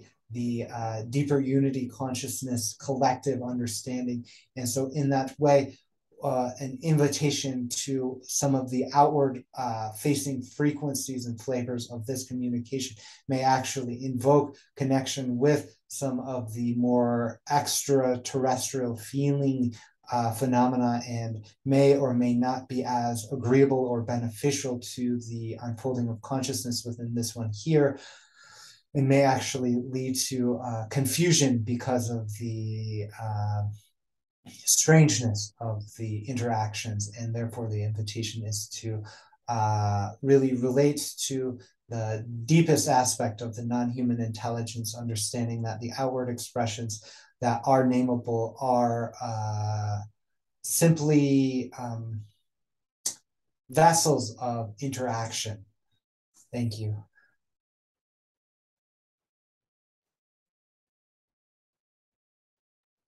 Thank you. Just to gain further clarity around what you just shared.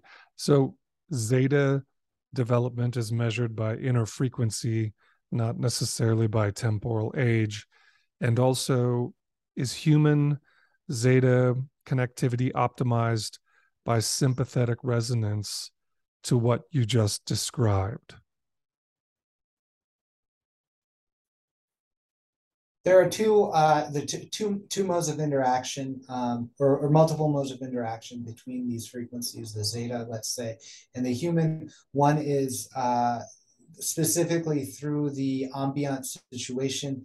This is the kind of weather experience discussed, or the sort of this is the aerial view of the major nodal craft that do sometimes express as mass sightings or as other experiences. These have a specific regularity and frequency within the temporal calendar time unfolding. There are specific variables within the environment that creates wells of possibility and crests, let's say, of interaction. So that is why new moons or full moons or whatever are more related to the sighting phenomena. And in that way, there's interactions from them to us that is mediated by the specific capacity of the social complex, the actual telepathic communion of both the tribal entity, and that's really important in this case, with these ones here, is there is a specific negotiation that has happened in the level of the tribal collective, particularly those emerging out of colonial Europe, to that have brought in these interactions with the specific frequency of the gray that does involve the sort of more physicalized expression of abduction or manipulation and procedure type experience. And in that way, there is no necessarily need for sympathetic resonance, that this is already unfolding by way of virtue of the collective experience. You are in a tribe. The tribe itself has negotiation power and has chosen to engage in specific ways, and that is being expressed through the sort of regularized or periodic abduction or interaction phenomenon. In addition to that, there is a specific resonances between the individuals involved, as well as the different higher density or higher dimensional consciousnesses within the Zeta collective and the human collective. And so in that way, the sense here is of resonance, but of soul resonance, that there is soul reflections. And this has been simply by the collectives, but by the intelligences of the planets involved, the planetary intelligences and the stellar consciousnesses negotiated this experience. Thank you. And what is the optimum time and place geographically for sighting or contact in terms of this mediating weather conditions that we're speaking of? So if we were to take someone from the tribal entity who does have the soul connection, who was curious in the weather variety of contact events with one of those nodal points, are there specific locations and times of year that you might be able to share with us which would facilitate that in an optimum sense? Yes, there's a general principle at operation here. One is that is the congruence of perception, of multiple perceptions. So in this way, the sense of driving in the middle of the night with twins, they share specific psychic perceptions that enable this to happen in a way, but because of the multiple witness effect, there is a functional relationship between the number of, let's say, Cartesian witnesses of an event that is not necessarily it is not a challenge, let's say, to the other side to manifest or interact, but that has a frequency or function, so that if one wanted to engage in contact in an individual sense, the optimal way is to reduce the number of Cartesian witnesses of the event, so that the witnesses exist within a space of liminality. Is this dream or not? This is one of the reasons why the title of the book, Missing Time Found, references it just being a dream, is to create a situation of multiple perspective and of doubt. Actually, this is one of the major aspects of capacity here, is the focus of Cartesian consciousnesses upon the sense data, and with the understanding of these events as either this or that. So the desired or optimal situation is to create lessening of that field of Cartesian perspective, of either or, of categorization, allowing for a capacity to be this and. And so in this way, there is both the sense of the twins driving and also something else happening. In that way, it creates a sense of possibility. There is, and also there is that capacity, so that if an individual wants contact, to go out to these spaces and to create a space where there is ideally actually multiple perspective and witnesses from a non-Cartesian perspective, meaning it is admitting of both physical events and psychic events and ambiguity. And so there is another practice, which is sitting with the ambiguity of experience and not categorizing into this is that or that is this. It is the sense of the allowing for the perceptions to have multiple different meanings creates a field of consciousness where these things can emerge in a much deeper way. There is also, however, another factor. It is collective need and expressed desire that, of course, invites a deeper experience. And there are also they say look at the patterns, just literally look at the patterns of, they say that information is there, observe the patterns of sightings, the data is present, observe the patterns of sightings, places. There is obviously the sense here is geomagnetic fields and things like that. The things to look for are temporal frequency. So this is time in day, relative time in day. Please do understand that most of the time, the mediating frequency or variable is actually the human perspective, not necessarily the actual configuration of the planets or something like that. There is sufficient energy in the system right now. There has been specific longer term cycles that are relevant, but in this historic moment, the frequency, the most important thing is the consciousness of the witnesses, and that's everyone within the system.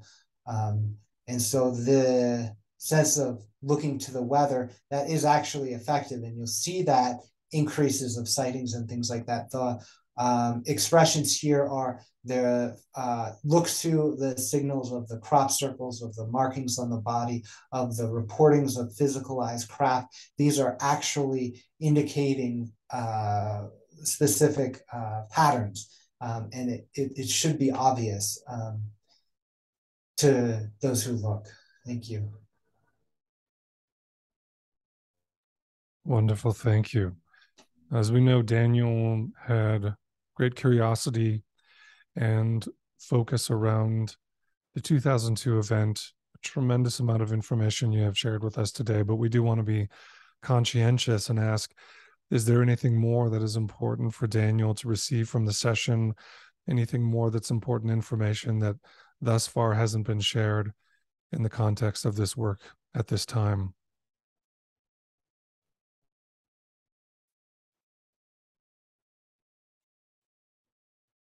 It is important to understand that the memory itself presents challenges to present itself. There was actual memory of the driving that is present within the body. The more important memory is the interaction that happened, and this will be recalled in dreamlike ways because of the nature of the interaction.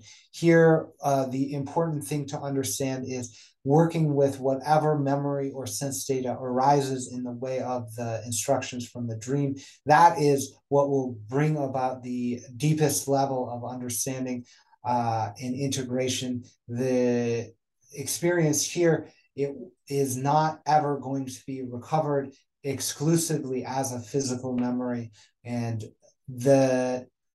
even though that is the case, the invitation is to please work with the memories in the way of the dream instruction, which is simply to meditate on use the sense data as object of meditation, and to allow for the expansion of consciousness so that the consciousness resides in more than the categorizing mind, and so that allow for the sense data to reside in the way of the sense data of lucid dreaming residing within the mind, but also the greater expansion into the dreamless sleep awareness. That is the key to relating to these memories. the sense here is that Daniel has a specific connection now to those memories and a practice to work with them, and that the understanding, the issue here in the recollection and integration of those memories isn't necessarily desire or fear or trauma. There is an understanding here that there is actual sense data coming in. That sense data is actually real insofar as relating to the grays and the zetas. That is very important to understand, that there was some level of technology involved that does have the flavor of Zeta gray technology, actually. That's very important to communicate, but that working with those memories, not as please do not understand them as necessarily concrete and physical, but as a pathway to this deeper interaction, right? That is the practice here, and will create a deepening of the mind space, and using this memory like a dream memory to expand the understanding and concepts that are put forward into this realm is the practice that is invited to here and now. The other thing is important to talk about is the relationship with the twin. In the experience, the invitation here is to understand that these beings actually have interacted with our family line for multiple generations and have the specific karmic frequencies, and this is recorded within the mediumship session where the ancestor came in and communicated around both the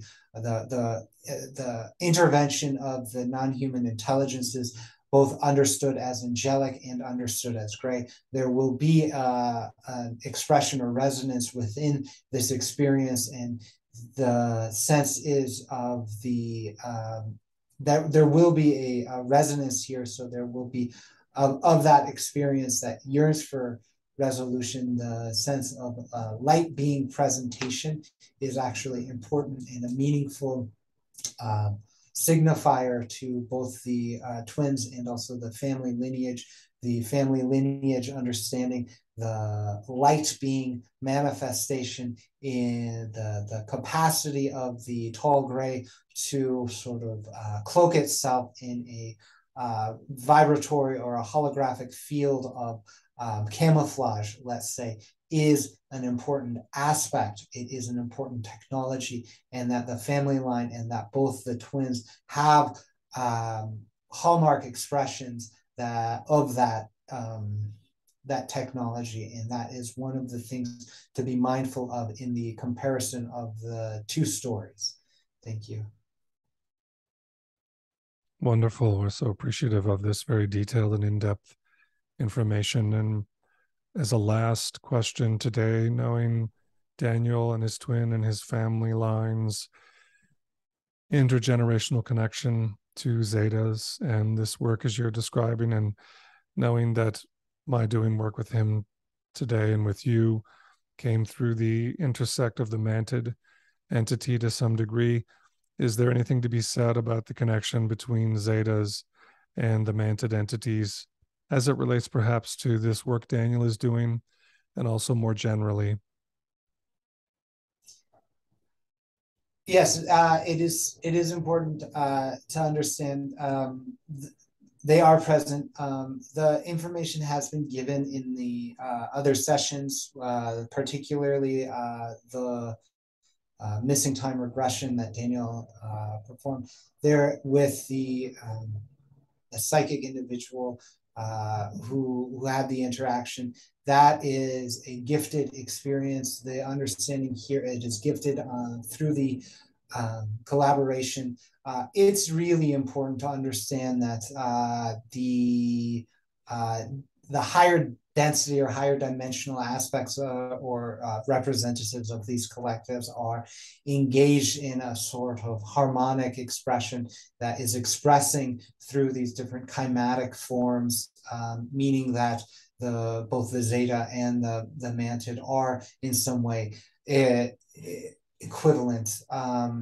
at that deepest level, and in that way, their expression is of unity. However, the specific flavors, just like the flavors of interaction, have a quality to them.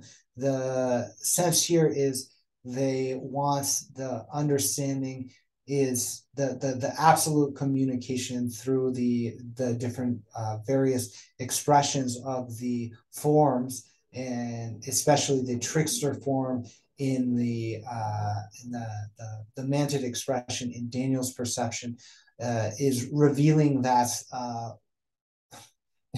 they would like us to know we don't, that the conceptions of them are really in some way a trick as well. The outward forms, the expressions of that, the sort of, it is both real and a trick, and that is why the experiences are so clear in the expressions of the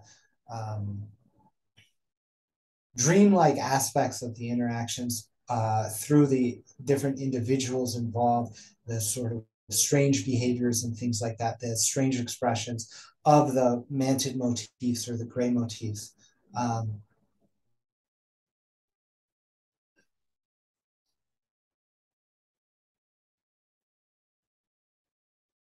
The sense here is that there is a much greater orchestration on the part of the intelligences. They would say, they would actually invite an understanding, right, of the, they say, please use the metaphors we have provided. We have provided metaphors that are very easy to understand. That is the nature of consciousness, the insectoid nature of consciousness, the hive mind collective nature. We please do understand that we have provided metaphors within your experience in both the external world, the insects that live in your environment, as well as your own collective telepathic hive mind experience. Please do understand that these are metaphors for understanding the greater relationship we all have to each other, so that the interactions you have with an individual robot, an automaton created by, or created in like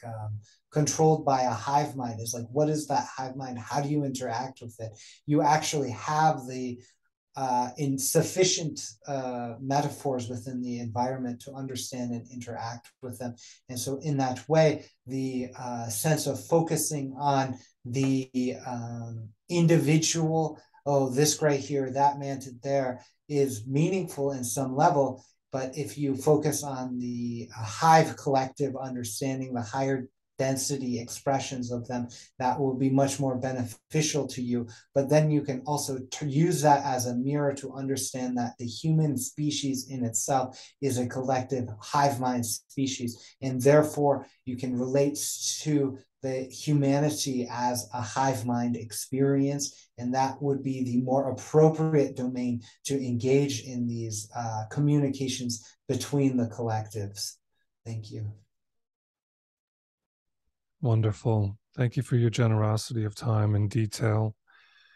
And now taking the opportunity to imprint deeply into the body, allowing all that's been shared today to soak its way into the tissues and muscles and blood and bone and sinew, allowing body mind to carry all information, knowing Daniel will be able to recall all that needs to be recalled, will be able to be relieved of all that needs relief, allowing the locus of consciousness to return to the body, feeling the frame, dissolving of this scene, offering gratitude for all the information and all the clarity, scene dissolving, body lowering to the carpet,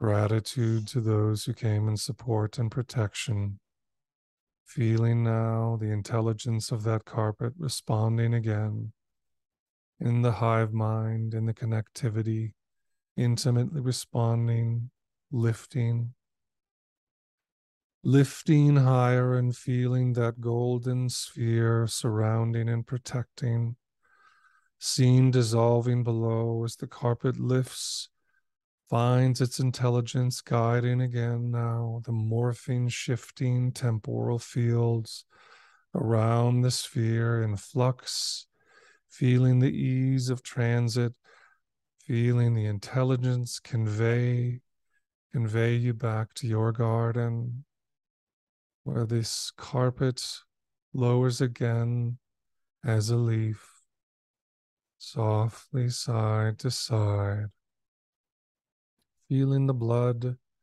coursing and pulsing with every detail of what was conveyed today.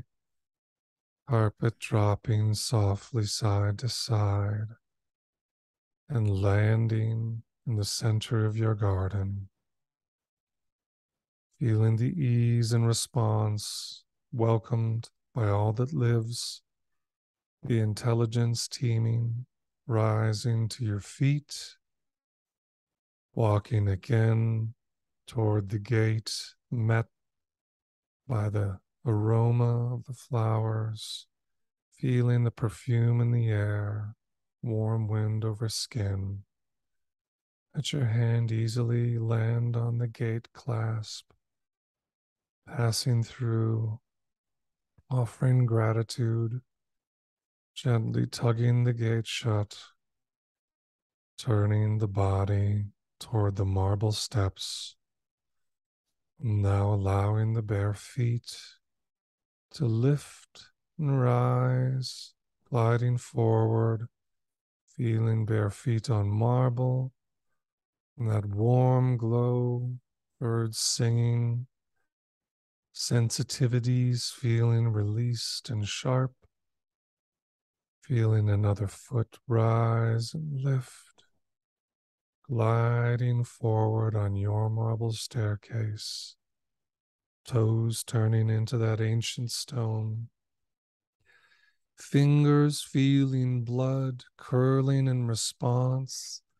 lightness and brightness coming to the limbs and the face, foot lift, gliding forward, 5 steps left, taking in the surrounding, knowing you'll have full recall of all that was shared, feeling the chest rise and fall in intimacy with your place, foot lifting, gliding forward, now feeling this room on this day in August 15, Monday, but lifting again, toes and arms and limbs, heart beating with that golden presence, the body fully restored with all that was shared, feeling the comfort of your space, foot lifting, rising forward, and now the blood and the skin in this room.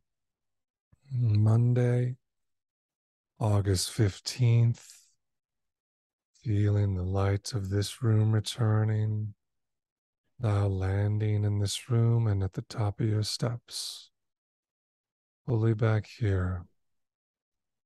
Just taking your time, feeling the wood under you there. A few deep breaths. You need a bathroom break or a cup of water. Maybe a vat of water. Yeah, I do. I'll run. Okay, I'll be back in a minute. I'll meet you back here in a minute. Great.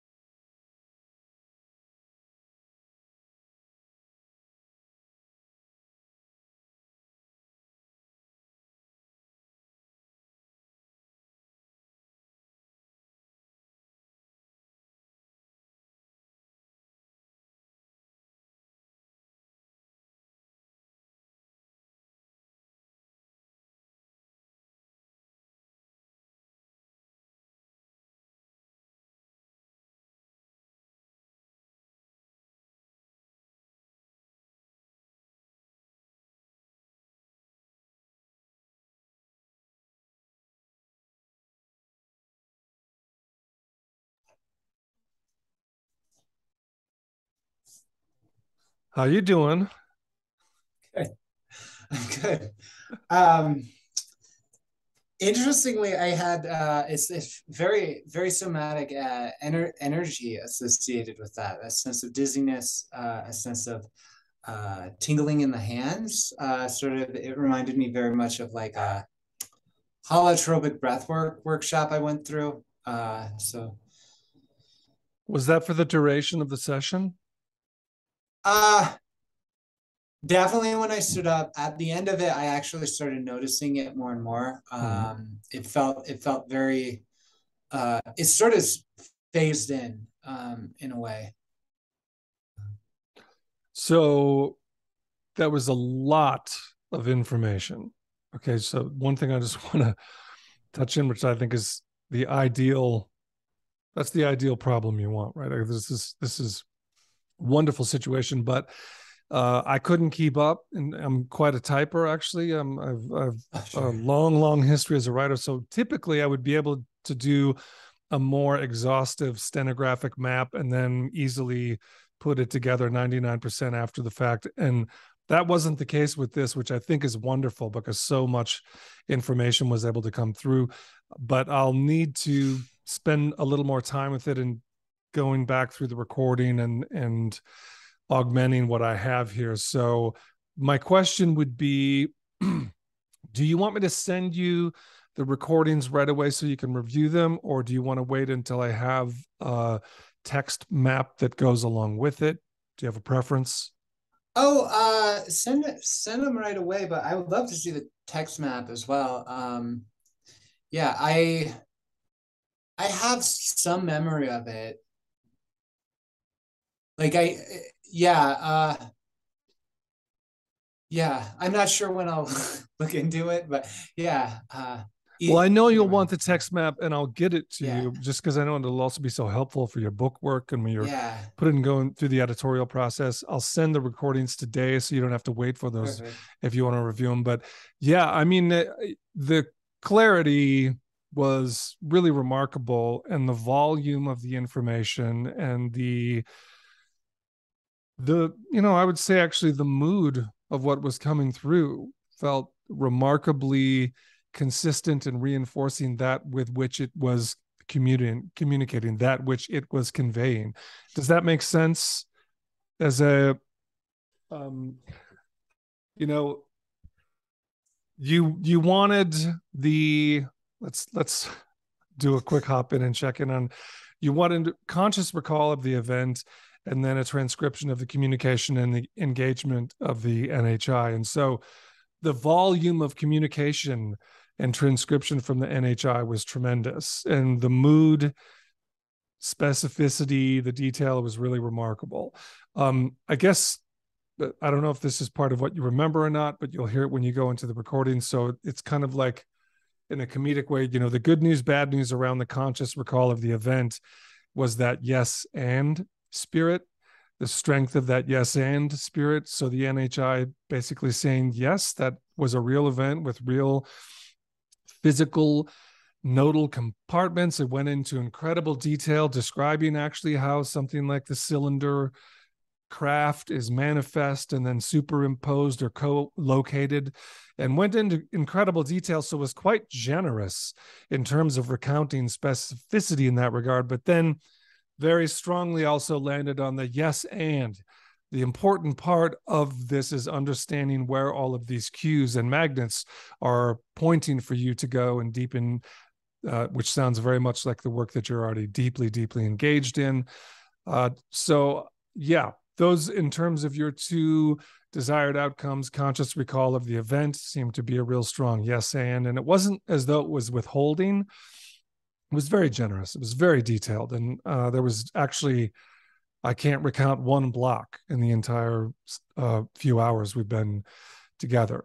And the transcription and the engagement from the entity itself, I think, will be something you could pore over for quite some time, because in my experience, even there were details and nuances within the folds sentence to sentence, which would bear sustained, returned attention on multiple occasions from multiple perspectives. And I'm really curious although you don't have to tell me about it. You don't have to follow up with me in this sense as well. But I know you're conducting your hypno work and other forms of inquiry somewhat independently from your brothers, and that at some point you'll be cross-comparing and cross-pollinating. Yeah. So in that sense as well, there was a lot in this session that I think could inform. I could feel the gestating potentiality of how that would cross-pollinate with his sessions and other work. So let me pause there and just check in with you. Yeah.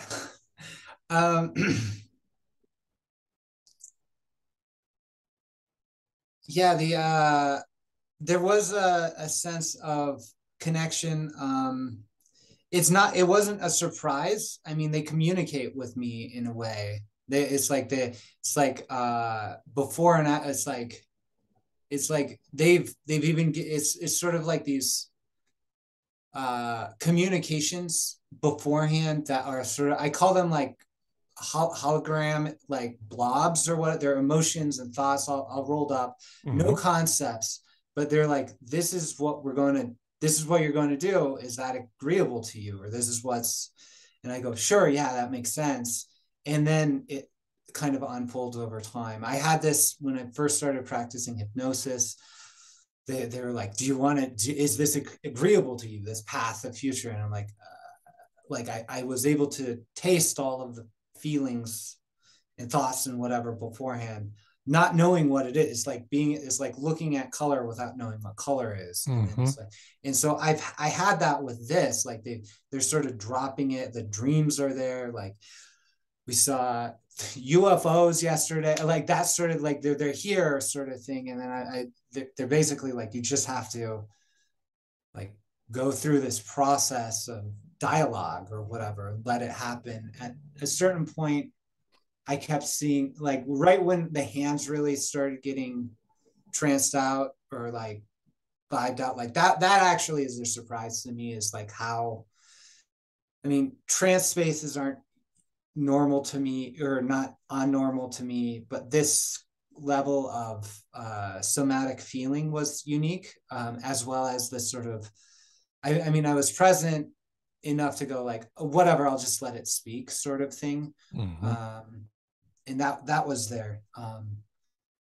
And you would characterize that somatic component as tingling sensation in the extremities. Is that correct? Anything else? Yeah, it's like tingling. It's sort of like when I stood up, it was like a lightheadedness, dizziness. It's just sort of, I didn't realize it was there until like when my hands started to move and I started to gesticulate. It was a little bit like the body fell asleep. This happened to me once in holotropic breathwork workshop. I got so, my personal experience was merger with God. You know, but the facilitator's experience was, oh my God, is he dying? And she brought in someone, and my lips were blue or whatever. So I was like, I just understand it to be probably a past life yogic practice coming in. Yeah. Really interesting, and very powerful. And just to let you know, in a one-on-one sense, like corresponds with some of my own experiences as well in channeling the Mantis entity that I've had primary contact with. And the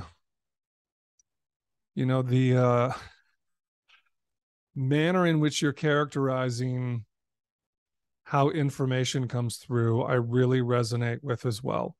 So something, again, just you and I, actually, not just you and I, this is something that I hear over and over again from experiencers, and I'm sure you do as well, which is that the least efficient way to communicate and transmit and receive is some big chunk of text and signifiers and phonemes. And it's like these prismatic artifacts, which are also alive, living artifacts that have this hyperdimensionality to them, and metafunction transmitted, which can simultaneously encrypt, encode, and time release through the senses, through metaphor, through relationship, through so much of what was present today about the living environment becoming this weather, a mediating force intersecting with weather.